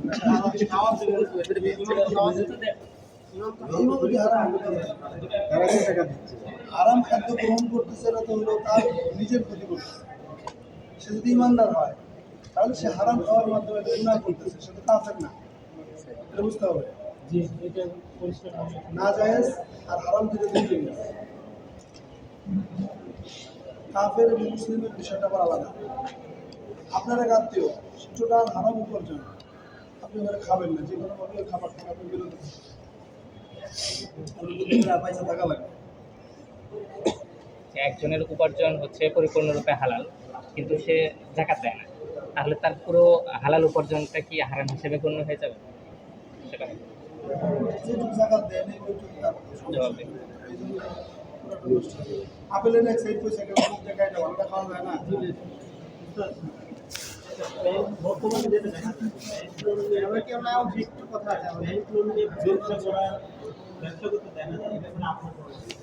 ব্যাংকের যত কার্যক্রম আছে আগা গোড়াও ইমামতি করে খাওয়া যেখানে না যায়, ওটা বাকিটা কি কারের নামে গর্দনা, অক্ষর 4টা আর 2টা। আর যাহাকে বলে উহাকে গর্দনা বলে, 4 অক্ষর আর 2 অক্ষর, এটা পার্থক্য নিজেরা, কিন্তু মাল একটাই। আর এই যে এই গর্দনা এইটাকেই বলে। বুঝলেন, অনেক সময় হালালের দাম আল্লাহ নিয়ে নেয়, কারণ কি? পরীক্ষা দেয়, দুনিয়া পরীক্ষার কেন্দ্র। এখানে আল্লাহ সম্পদ, সন্তান, আল মাল ওয়াল বানুন জিনাতুল হায়াতুদ দুনিয়া, দুনিয়ার মধ্যে সম্পদ এবং সন্তান হলো বড় পরীক্ষার বস্তু। গোলাপান দিয়ে সম্পদ দিয়ে আল্লাহ করে এখানে মানে অমুসলিমদের সাথে ব্যবসা করা বা ওদের ব্যবসায় সাহায্য করা এটা যেটা এটা যদি কোনো মুসলিমের সাথে ব্যবসা বাণিজ্য করার সুযোগ থাকে তাহলে অমুসলিম বা কাফেরদের সাথে ব্যবসা বাণিজ্য করা যাবে। সেগুলো তো এখন এই যে আর অনেক যদি না থাকে তাহলে হালাল ব্যবস্থাপনায় যদি হয় তাহলে করা যাবে। অনলাইনে কাজ করে দেখা যাচ্ছে অনলাইনে ওখানে ব্যবসার সাথে বললাম যে এখন মনে করেন আপনি ব্রাজিলের একটা কোম্পানির সাথে কাজ করতে হচ্ছে, তারা আপনি কাজ করাবেন নিয়ে তারা একটা কাজ করে ডিজাইন করে নিচ্ছে, ডিজাইনটা হালাল ডিজাইন ভালো ডিজাইন এগুলো করে দেওয়া যায়। আর হচ্ছে যে এই যে আমরা যখন অনলাইনে কাজ করি ইসরায়েলের পক্ষে হলেও যায় গেছে কথাগুলো যদি পানি ওটা হালাল হয় আর এই কথাগুলো যারা চাকরি করতেছে এদের এখানে চাকরি করা যায় না। কিন্তু না করা উচিত, কারণ আমার টাকায় আর একজন উপকৃত হচ্ছে, আমি ক্ষতি করতেছি, না করা উচিত, ক্ষতি করা উচিত। কিন্তু মুসলিমের সেই ক্ষেত্রে যদি না পারে তাহলে না করে। যখন কাজ করা হয় তখন দেখা যাচ্ছে মানে মিউজিক বা দৃষ্টি আপাতত দেখা যাচ্ছে মানে সব মানুষের মানে সমস্যা এখন যদি অনেক ব্যবস্থা আসছে আর কি তো এটা কি মানে সংক্ষিপ্ত বিষয় হলো শরীয়ত সহজ এবং আমরা সবাই বুঝি। যেমন বিয়ে করার আগে হুজুরের কাছে বেশি মানুষ আসে না, রাগের ছোট বউরে খালা ডাকছে, মা ডাকছে, নানি করছে, পিটন করা করে দিয়ে এসে হুজুর রাগের মাথায় করছে, আবার একটু কালার এনে শুনু ব্যবস্থা করে দেয়। এটা সমস্যা। পিটনের আগেই চিন্তা করা লাগবে যে ওর সাথে আমার শোয়া লাগবে আমার। এখন মানুষ যদি চায় যে আমি হালাল প্রক্রিয়া জীবনযাপন করবো তার জন্য সহজ, পেছানোর কিছু নাই। সে হারামটা আর হালালটা পার্থক্য করতে পারে, বোঝা যায় যে এটা হারাম এটা হালাল। কেউ যদি চায় এখান থেকে বেরিয়ে আসতে পারে। এই জন্য একটা দোয়া করা, এই জন্য কি করা হালাল রিজিকের জন্য দোয়া করা। এটা শুনতে বললাম না, দোয়া করতে হালাল রিজিক চাইতে হবে, আল্লাহ হালাল রিজিকের পঞ্চাশ পেয়ে যাবে, অবশ্যই পেয়ে যাবে হ্যাঁ। এমন যদি কোনোটা মনে হয় যে হারাম আছে বা এখানে অন্যায় এটা অপরাধ, ছেড়ে দেন, খেলে ছেড়ে দেন, যে আপনি হালাল রিজিকের ব্যাপারে দৌড়ান, মৃত্যুর দিন পর্যন্ত দৌড়াই যাবে, কোনো উপায় নেই, কোনো উপায় নেই, দৌড়াইতে হবে। সেটা আপনি আজ হাজির হন, কাজী হন। আমি একটা স্কুলে থাকি, এখানে ছেলে মেয়ে উভয়টা স্কুলে পড়ানো, স্কুলে চাকরি করা যায়। আপনার যদি সামর্থ্য থাকে আপনি পর্দার ব্যবস্থা করে দেবেন, সামর্থ্য না থাকলে আপনি কর্তৃপক্ষের উপরে সেই দায় দিয়ে চলে আসবেন। মসজিদ যদি ভালো উপার্জনের রাস্তা করতে পারেন তাহলে ওটা ছেড়ে চলে যাবেন।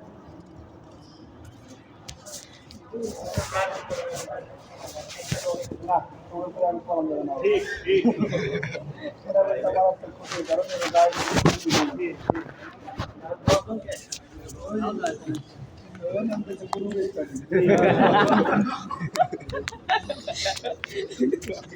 আমি একজন ডাক্তার, এখন চেম্বারে অনেক সময় মহিলা রোগী আছে, হ্যাঁ অনেকে পদ্মা ছাড়াও আছে পদ্মা করেও আছে, এই ক্ষেত্রে আমার করণীয় কি? করা যাবে, চিকিৎসা করা যাবে, জি চিকিৎসা করা যাবে।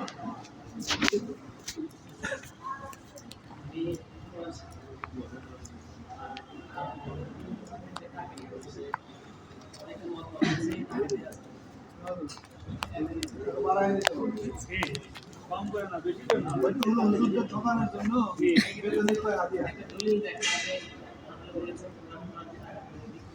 বিক্রি করি নেই, পরিশ্রম করে প্রত্যেকে টাকা নিই। এটা বেতন পায় না, হাজিয়া না দেওয়ার বুদ্ধি আর ইংরেজি একটা সাবজেক্ট না, আপনি সাবজেক্ট ইংরেজি পড়া 4,000 নিলে আপনি 700 হয়ে যাবে। না দেওয়ার বুদ্ধি করেছে, বেশি করে টাকা দেওয়া মানুষ জানুক যে দোকান ছিল পড়াইলে 12,000 টাকা পাওয়া যায়, বিএনপি দেওয়ার টাকা তোমার যেদিন জানা বলে হলো একটা মাদ্রাসার যে সেদিন সব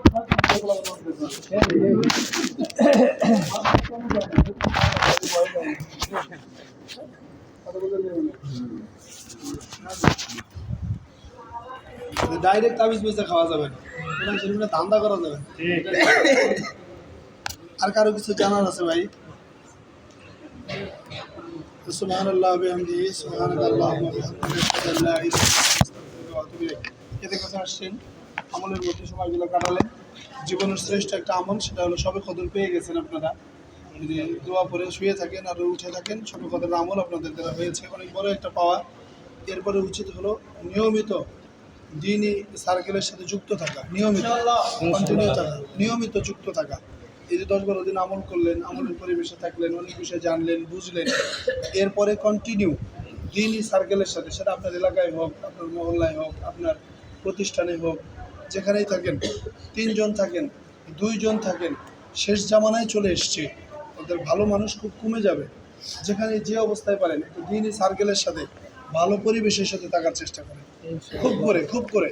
এমন যেন না হয় যে আপনার আর 3 জন বন্ধুর সাথে ঘুরতে যে আপনি নষ্ট হয়েছেন, তাহলে ওই বন্ধুত্ব ছেড়ে দেন।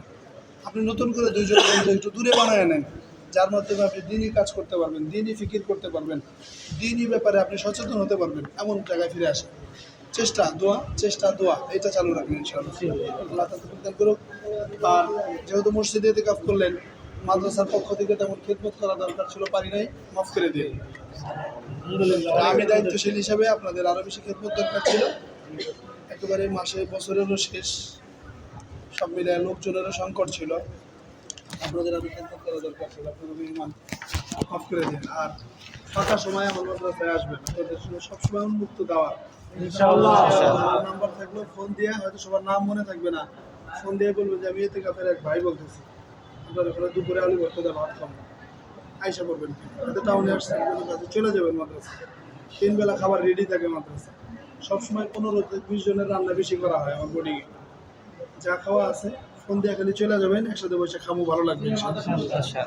আমি মুফতি মনোয়ার সাহেবের ছোট ভাই এবং ওই মাদ্রাসার মোহতামিম, ওনার যে প্রতিষ্ঠিত মাদ্রাসা ওইটার মোহতামিম আমি নিজেই। আর মাওলানা ফারুক সাহেব ওটার নায়েবে মোহতামিম, তো ভাইস প্রিন্সিপাল। মাদ্রাসার মৌলিক বিষয়গুলো আমি এবং ফারুক সাহেব হুজুর দেখি।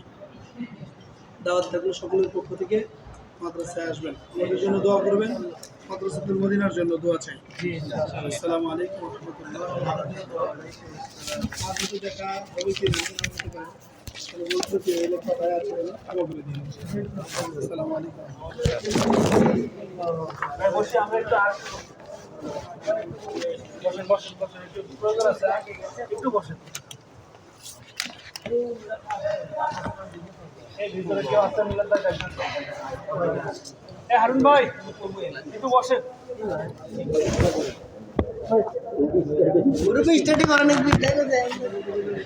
আমি তো ছেলেবেলা চেক করে মেয়ে পড়াই না, মেয়ে বেলা আগে হ্যালো কে আর মেয়েটা একটু পড়া লাগবে ক্যান্সার, মেয়েদের পড়াই 5 মিনিটের জন্য, বেশি না।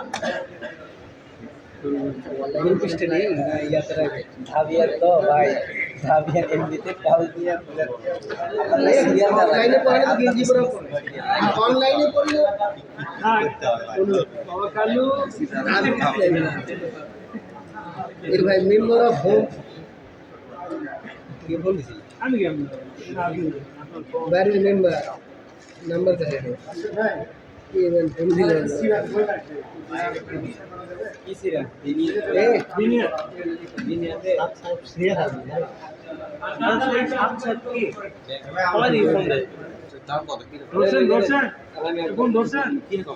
দেখেন তো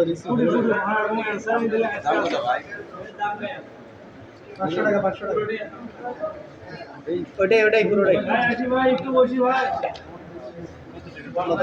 ভাই একটু বসি।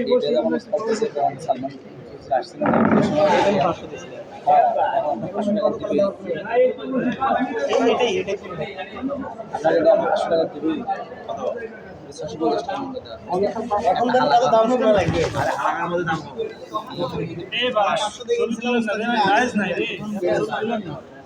নির্ধারিত মূল্য 6.5 টাকা তো মোটামুটি 5.5 পাওয়া যাবে।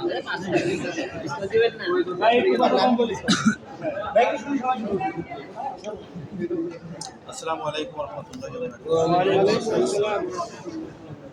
সকল প্রশংসা সেই মহান রব্বুল আলামিনের, যিনি আমাদের এত সুন্দর একটা ব্যবস্থার মধ্য দিয়ে অনেক সুন্দর সুন্দর পাতা শোনার তৌফিক দান করেছেন। সেজন্য সকলে বলি আলহামদুলিল্লাহ। রাসূলের প্রতি দরুদ, আল্লাহুম্মা সাল্লি আলা মুহাম্মাদ। আমি গতকাল যে বিষয়টি নিয়ে আপনাদের সাথে আলোচনা করতেছিলাম, তো মেসেজ মনে হয় সম্ভবত আপনাদের কাছে ক্লিয়ার। সেই বিষয়ে কারো কোনো রেসপন্স এখন পর্যন্ত পাওয়া যায়নি। সেটা নিয়ে যদি আপনাদের অন্য কোনো ভিন্ন কোনো চিন্তা ভাবনা থাকে সেটাও বলেন, আর না হলে বিষয়টা সময় একদম শেষের দিকে আমরা চিন্তা করতেছিলাম যে আজকে তারাবির পরে যেটুকুই কালেকশনে আসে সেটা নিয়ে আমরা হুজুরকে দেওয়ার চিন্তা ভাবনা করতেছি। তাহলে আমরা পুরোটা দিন সময় পেয়ে যাচ্ছি। কারো যদি টাকা পয়সা বা বিকাশ ইত্যাদি সেটা থাকে তাহলে একটু ভালো ব্যবস্থা করে, আর যদি ক্যাশ থেকে থাকে তাহলে আমার কাছে জমা দেন, আমি নিয়ে নেব। কি বলেন ভাই? আপনাদের কোনো মতামত থাকলে বলেন। জামিল ভাই কিছু শুনছেন, বুঝছেন? ভাই যে কিছু বললেন বুঝছেন? কিছু বলার আছে?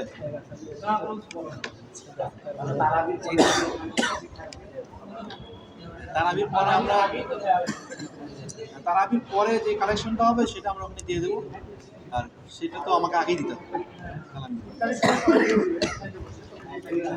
কালেকশনের সময়টা একটু নির্ধারিত করে দেন। এখনই দিতে চাই, এখন মানে এখন থেকে মোটামুটি ঈশা পর্যন্ত টাইম। এসা পর্যন্ত পাই।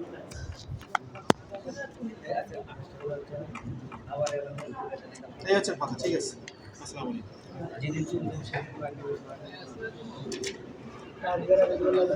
সবাই একটু খেয়াল করে ভাইয়ের সাথে একটু দেখা করি, সময় করি, এছাড়া আগ পর্যন্ত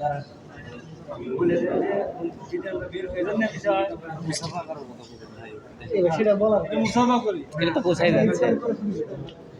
হ্যাঁ, এটা তো বোঝাই যাচ্ছে।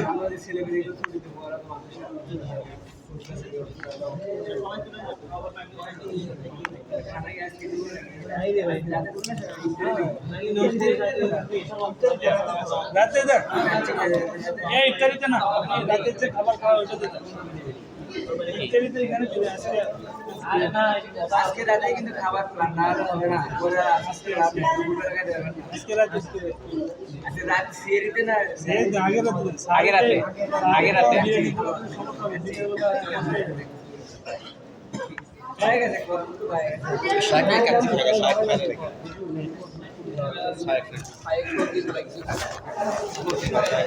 একটু কিছু খাই। আমাদের সাথে একসাথে উস্তাদ দিতে পেরা গেল ব্রিটিশ হলে দিনদার জেনারেল ছাত্র দিনদার পাত্র তুমি হুজুর তোমার বিশ্বাস আছে ওই বিশ্বাস বিশ্বাস আমি বলছি আসসালামু আলাইকুম বিশ্বাস